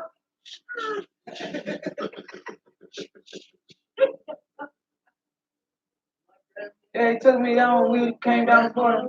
Where at?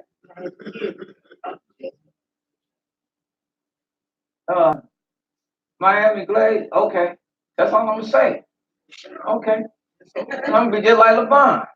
Next time you talk to me, All right. I'm going to find you. Just like LeBron. I'm going to come in. Hey, man, what's up with this? You took my daughter away. Right. She was my daughter before she ran into you. And that's why he went and said, even though he know him and he know LeBron, he know Jacob's character, he know everything about it, but he said, man, this ain't how things ought to be done, that you just whisk my daughter away without me knowing. Go ahead. Because family construct.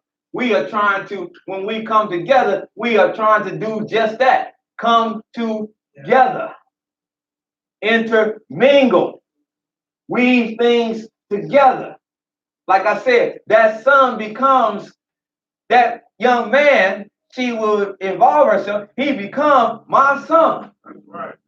So he should come over my house and sit down with me, Nassim, and David and Gabe, and we all sit down like fathers and sons. He really don't know he know he's not my blood, but he my son. When I got married, I told my wife, she went to my father's house. She like his daughter. That's what he call a daughter. That's what he call a daughter. She could sit long as she want to sit. Get up, eat, do all the things she want to do. They made no great distinction. You part of family now. If he married you, you part of family.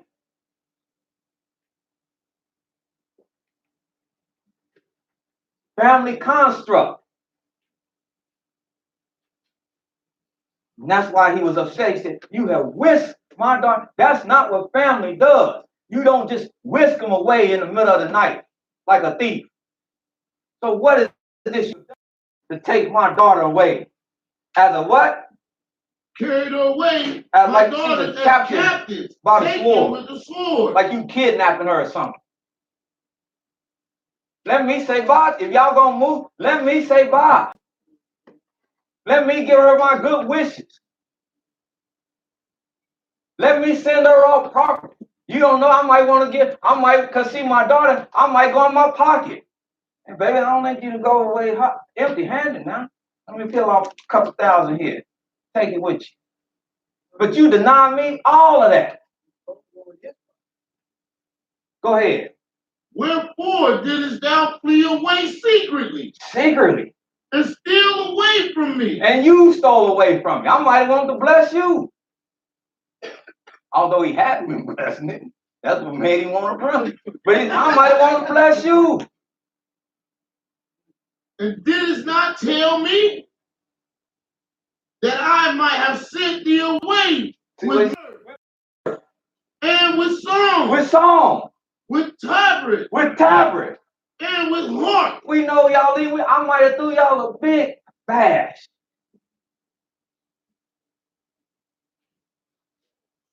Then look what he says. And has not suffered me to kiss my sons. And you have not permitted me to kiss my sons with an S. Hold slow. My sons with an S. What sons was he talking about? His grandchildren. Yes, sir. You ain't allowed me to leave. You ain't allowed me to embrace and kiss and cherish my grandchildren. Not only did you take my wife, but you took without me spending my last time with them. And my what? And my daughters. And our other daughters. And my granddaughter down has done foolishly in so doing. Because that's not how family interact. That's not the family. This thing about division within families. Yes, sir. That's not a healthy construct. I say it and I say it again. The day that I meet a young lady, the day he meets a young woman, she immediately comes to me. You involve her with me. You immediately go to her family. If you can do so, you immediately try to set up something where you get the two families together. Yes, sir. Introduce me to her father. Introduce her mother to your mother. It's more than just about the two of y'all. Yes, sir. Because in some point in time, we all got to come to a meeting place anyway. All right. And when we get there again, we don't want to be the Hatfields and McCoys. All right. Hallelujah. The only people smiling on the wedding day is the bride and the groom. Everybody else sitting over there with their hand on their piece, looking over on the other side like, I know that nigga from high school. I'll kill him. And all this foolishness. Foolishness. I understand. Because there might be histrionics there. I went to a funeral. And me and Sister B was at a funeral. And we found out that's how we knew somebody was through the coming together of family. Family. And then you will see that that's what balloons in when you talk about family as a nation. You see how deep it starts to run. What do you think a goal was of this captivity? To break the family tie of Israel as a whole. That's why the Almighty said, he'll rip you from mother. He'll rip you from father. She'll look across the street, see her son on that plantation, see her daughter down on that plantation, and not be able to rescue and bring them back and make it complete. But it'll be fractured. And then they'll grow up. Now he'll have children, and she'll have children on one plantation and this plantation. And then they'll meet, but they'll meet never knowing their family history are really right here. And they family. You got cousins out here doing all this random murdering, and they killing family. Yeah. Yes, they is. Well, who was that? That might have been his second. I think that was. Yes, sir. Until they all go down now, man, that was his second cousin on his father's side with such and such that he murdered. What? And he didn't even know it. He didn't know it. That was his brother. And he didn't even know it.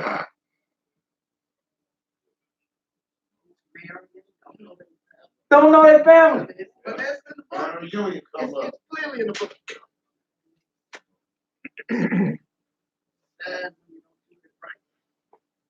But I want to go back to that. He said, you have not permitted me to kiss my what? Son.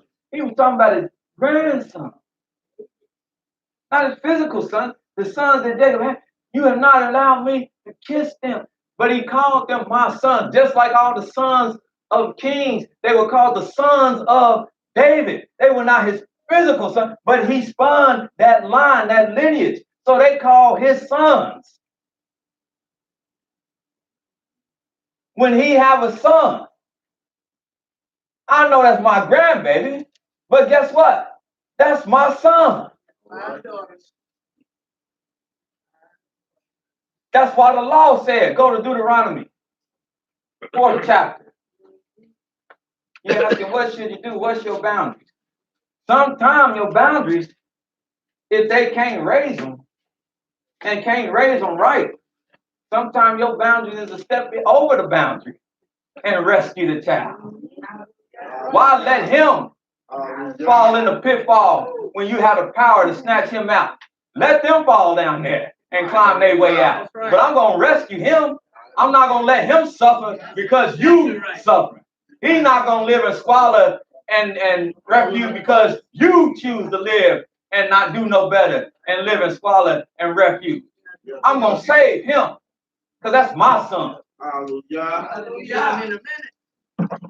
I don't know where you went wrong, son. Because I raised you better than that. But I'm not going to let you do that to him. Like I told my little brother when he went out, I said, I don't care about you or that girl you with. I said, but you better treat that baby right because she didn't ask to come here. Again, I tell you, I don't care about you or her. I don't care what y'all kill each other. But you treat that baby right. See, I'm blessed with family concept. I love my, that's why y'all hear me talk about it like I do. Like again, my mother. And Zura, you met her. I love the family. I love the family construct.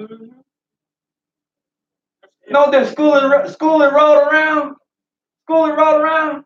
Her and my sister, they done went all over the city, bringing bags, dumping them in the house and stuff. And where all this I come home, where all this stuff come from? And you know, grandma. Clothes all over, grandma. Clothes come from here, clothes come from there, stuff come from there, food come from everywhere. When I work, cause my schedule, especially when we stay, they get off the bus. Hey, grandma, that's where they go. Family construct to help. Now I can do what I'm freed up to do things I need to do, some things I want to do. What you doing, ma? She calling right now, grandma. That big head boy right there. That's what he looking forward to tonight. I want to go, grandma. That's all you got to tell her. No, you can't come on. As tired as she is. She's dog tired. Drop them on off. Send the adults away on the Drop them on marriage off. date. I said, Ma, you too tired. You need to get some rest. There you go. They run around the house just jumping off stuff. Hey, hold on. Time out with all this. But she that family, because she gonna make sure they all right. And then making sure they all right. If it's something that I'm falling or failing at, then she gonna come to me. Now look at here, get your act together. See, that's how she in there with me. Get your act together.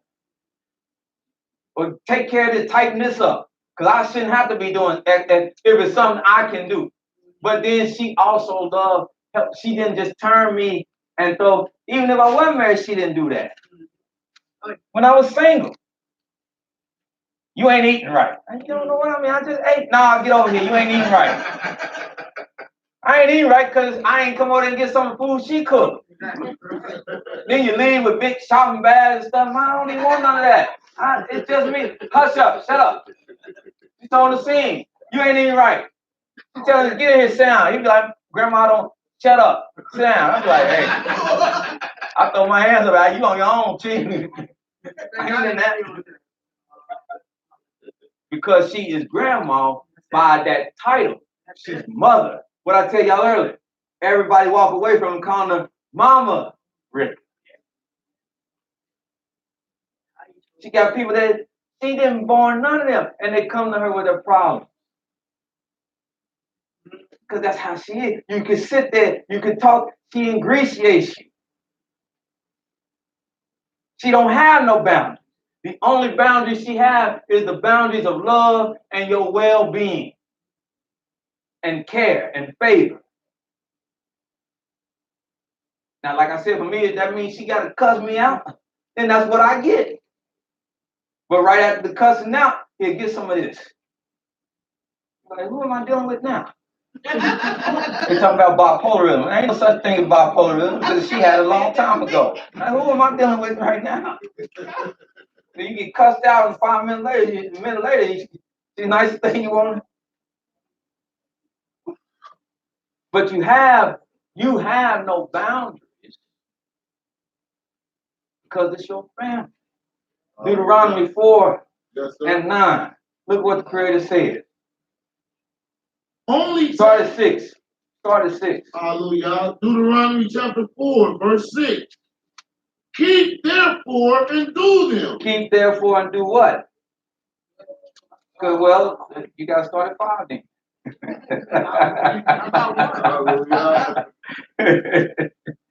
Well, go to 1 then.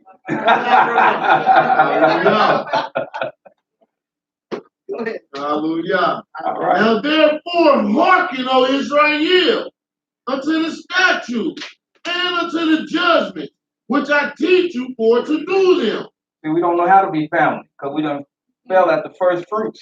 And that's to hearken unto the statutes, judgments of the Father of fathers, the Almighty Himself.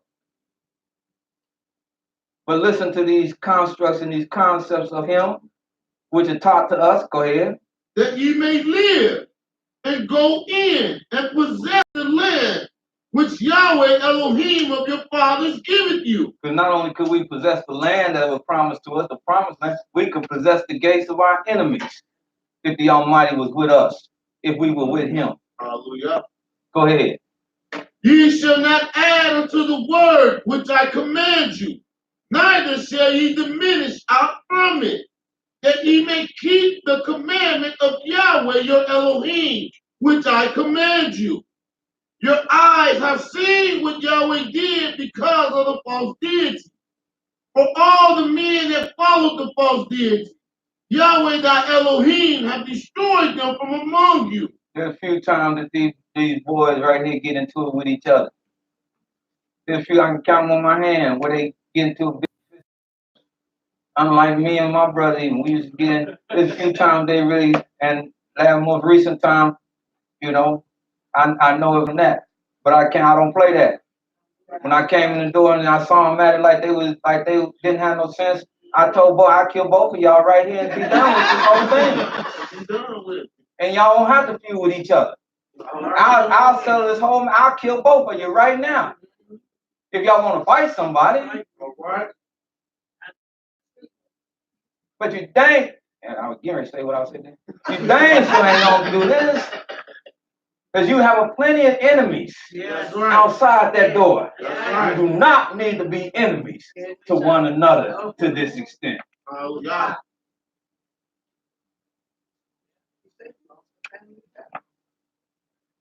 Keep going. But ye that did cleave unto Yahweh your Elohim are alive, every one of you this day. Behold, I have taught you statutes and judgments, even as Yahweh my Elohim commanded me, that ye should do so in the land whether you go to possess it. Keep therefore and do them, for this is your wisdom and your understanding in the sight of the nation, which shall hear all these statutes and say, surely this great nation is a wise and understanding people. But what nation is there so great who have an Elohim so nigh unto them? That's guided by this great force. As Yahweh our Elohim is in all things that we call upon him for. And what nation is there so great that has statute and judgment so righteous in all this law? As all this law, the commandments, the statutes, the judgments, the ordinances, precepts, all that law. Because all that make up Torah. Command, all that makes up, so all that is law. Which I said before you this day. And who's so blessed as a nation to have all of that? Some got bits, some have pieces, but who have all of it in all its totality? Nobody except you. Yeah. Only do what? Now, it don't do no good to have it, and you don't do this. Only take heed Only take heed to thyself. to first what? To To thyself. first what? Thyself. So the first one that have to have it is who? You. You. You can't give what you don't have. Hallelujah. So the first one that's got to have it is you. Only take heed to yourself. Keep thy soul diligently, Thank you, sir. Keep your soul diligent. lest thou forget the things which thine eyes have seen, Least you forget. and lest they depart from thy heart all the days of thy life. And they leave your heart all the days of your life. But What? once you know them, once you have these principles, once you learn these life lessons, then after you really have them and you know them, then do what? Teach them to thy son, Teach them to what? thy son, Your son and thy son's son, and your son's what? son, Meaning who? grandson. Your grandson. If you blessed to live a third generation, see them, your grandchild's what? His son. Yeah, they're two. However long you meant to be around, you to teach them to what? You to instill this knowledge, wisdom, and understanding to who? For the Most High Yah. Your offspring. Mhm. If I'm blessed to see his child, and then see the child that come from his child, and then see the child that come from that child. However long I'm around, it's my obligation to Hallelujah. impart what I know to them. Hallelujah. I don't have no boundary. Oh, that's my grandboy. That's him. No, if he fell and then can't do it, that's on me to do it. Yes, sir. I be damn, and damn ain't a bad word. To let Yes, you sir. Yes, be sir. flagellant Hallelujah. because somebody dropped the ball. All right. Yes, sir. You don't see that on the football field. When there's a fumble, what? Everybody on the team go for the ball. Yes, sir. But when there's a fumble in the family, everybody in the family rally around, pick up the ball, run with it, so we can keep possession. Hallelujah. Oh, Book of Ruth.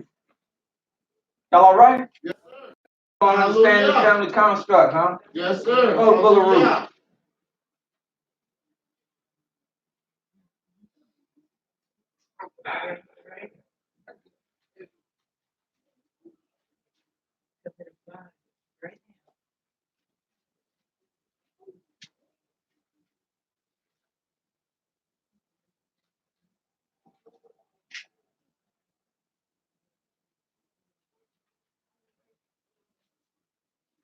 Hallelujah.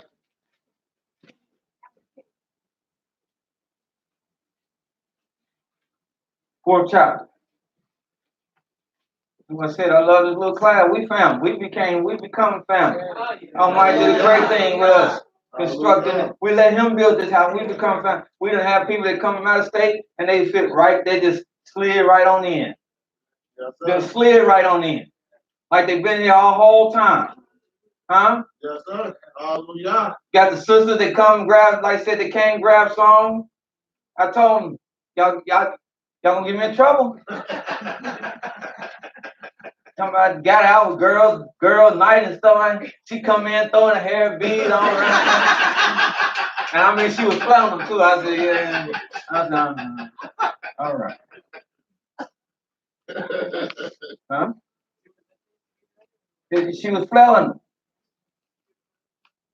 Praise God. I can see something this child doing wrong. Hey, stop that.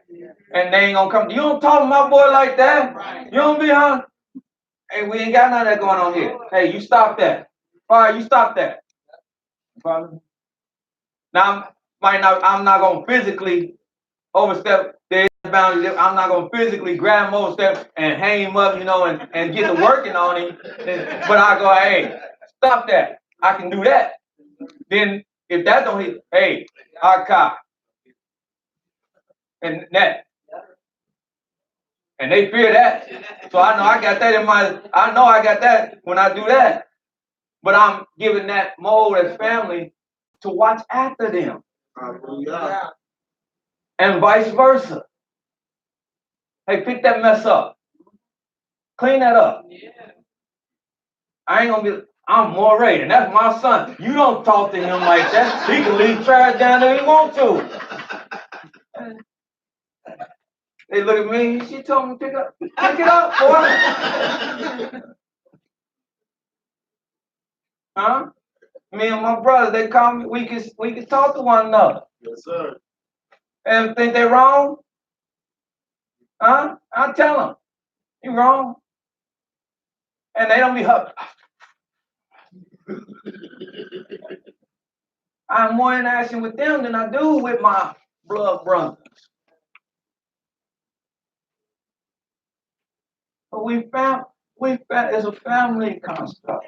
Hallelujah. Like I said, you sisters, y'all done netted, y'all hanging out all over the place. Like I said, I've been seeing y'all on Facebook. Just cheesing. Yeah, didn't nobody invite birthday around. That's all right. I'm man out.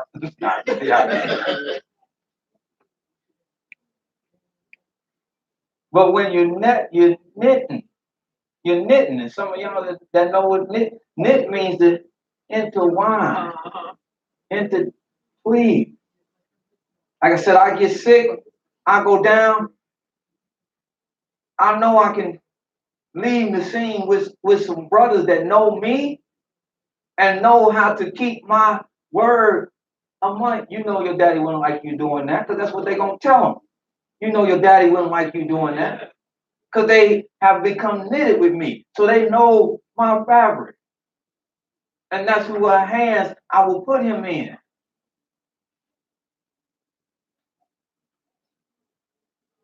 You got Ruth, 4th chapter? Yes, sir.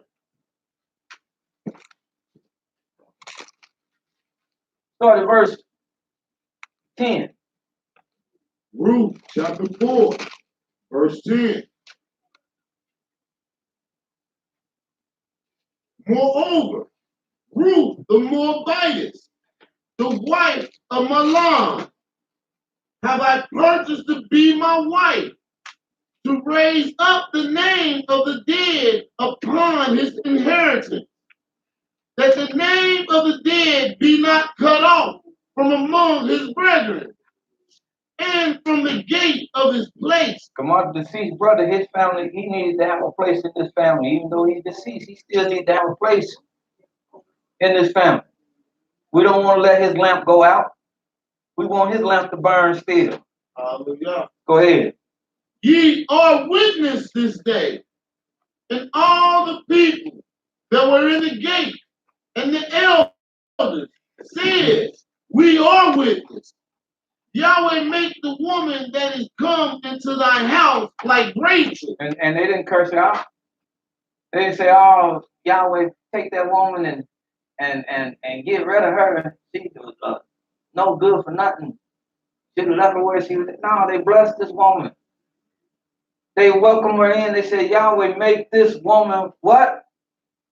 Like Rachel. Like our mother Rachel. And like Leah. And like Leah. Which two did build. Which the two of them did help Israel build this house. Hallelujah. And that's another construct when you get married. Building. Building. Yes, sir. I'm going to build you, and you're going to build me. Hallelujah. Not that we are already built. Like I said, not that we are finished products. We are in the process of building. Yes, sir. We are building this house. Hallelujah. Under the supervision of the Almighty. And I need you to help me, and I'm going to help you. And we all going to build each other. And if both parties and all parties accept that construct, then the house can flourish. But the moment one has said and in their heart and their mind, I'm finished. I don't need to be built. Nothing needs to be built around me. You put the house in jeopardy.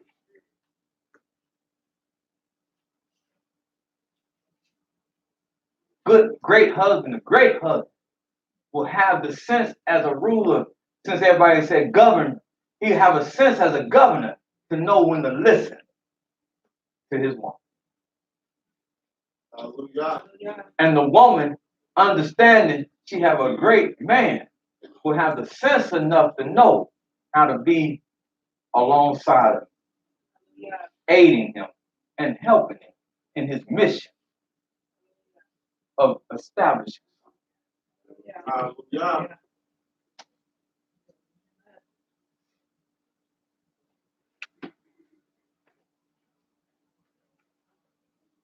I want to go to school. You want to go to school, baby? Yeah. All right, let's make it happen. I want to start this business. All right, let's sit down, let's crunch it. Let's see how we make this happen.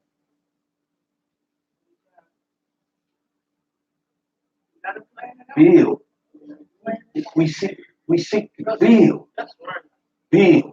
Rise for your elders. And in the process of building,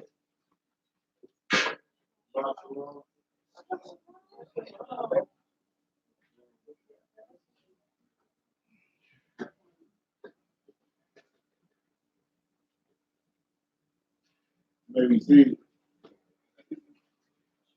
in this process of building, you let nothing or no one tear down what you have built.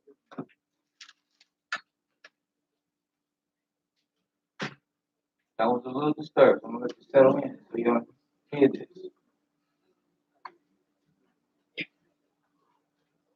I said, in the process of building, you let no one or nothing tear down what you are attempting and what you have built. Hallelujah. Hallelujah. Hallelujah. Yes, sir. Yeah. You talking about between there? Yes. Yes. That's the only thing I'm talking about. I don't know why. I ain't talking about boyfriend and girlfriend because y'all don't have no allegiance to one I another. understand where you're going. I kind of. Yes, I'm sir. talking about when you have joined yourself. You let no one tear down what you have built, if you have built something. Hallelujah.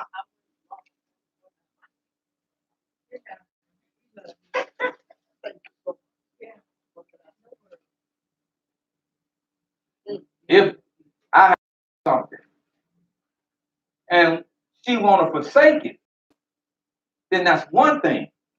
But I don't let somebody come in and tear me from her. And I have built with her. Come on now. Right. Hallelujah. Like I said, forsake it. That's a whole nother ball game. And I want to let you go because I want you to be happy. If I'm not your happiness, That's right. if I'm not your cup of tea, but I'm not going to let anybody come in, invade, and tear it up and rip it up Yes, sir. and be the cause and run off with them. Hallelujah. Because I've seen that. And let me tell you, I've seen it before.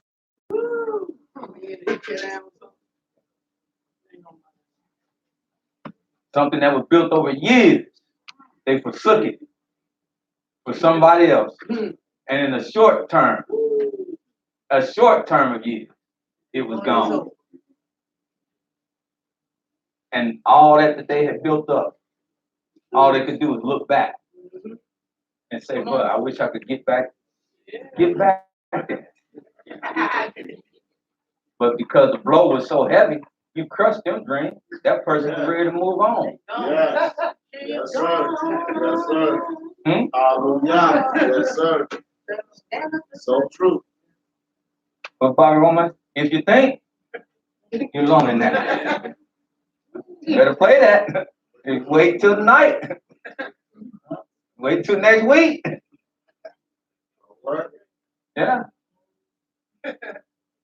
But they said, get back to the scripture. Look at where the mind is at. Look at where the spirit is at. They were not agile on seeing demise. They were agile. The whole were agile in seeing this thing work out.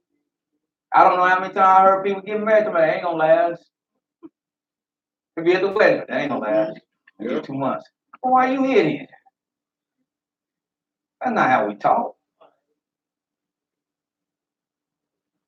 To let them build up the house of Israel, and do so, and do thou worthily in Ephratah, and let it be famous, become famous in Bethel.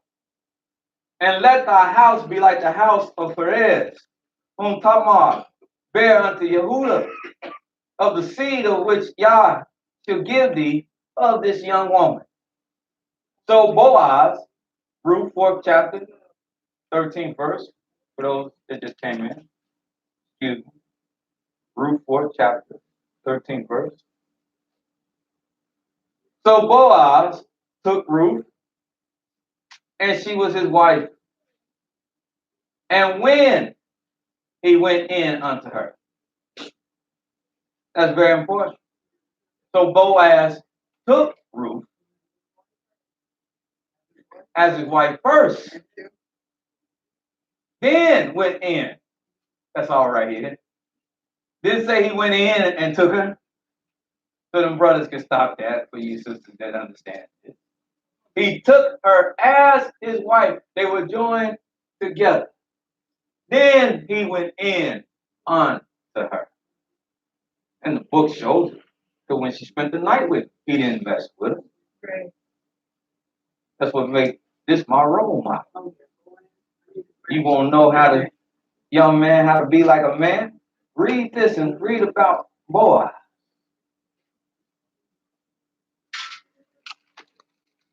He went in unto her, and Yah gave her a conception, and she bare a son.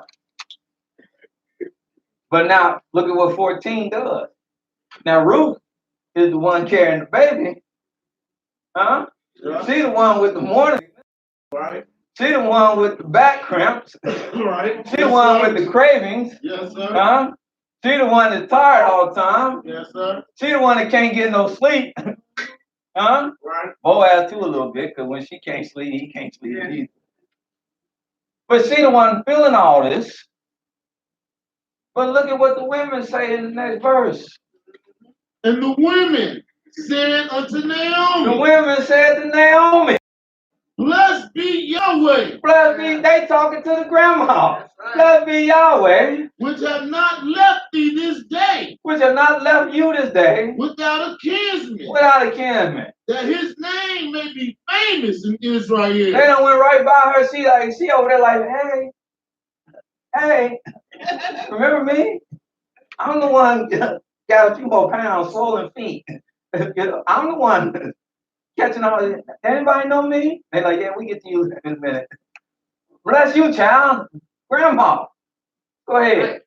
And he shall be unto thee a restorer of thy life. Because this child for you is going to be the restorer of your life, Grandma. Hallelujah. Huh? It's going to make you feel 16 again. Yes, they do. Huh? Till you get in there and you settle in, and you got to rub that soybean junior on them joints, Jack, because you know they get the, you find out you ain't. I told y'all the story a few weeks ago. Huh? Now, Grandma was out in the backyard with David and kicking the ball around and everything. And I'm just standing there looking. I'm like, what is this woman doing? She almost 8 years old. She out here trying to play kickball with these babies. I go out there, Mama, stop there. But she just out there kicking. Later on, speak up the phone, call me, tell me, oh, you know. I'm wore out. I said, you should be. That's when I got a chance to get on her. You should be. I took it too. And they're playing like you a young whippersnapper or something. But that's what they do. Huh? Like I said, family construct, when we had Nassim.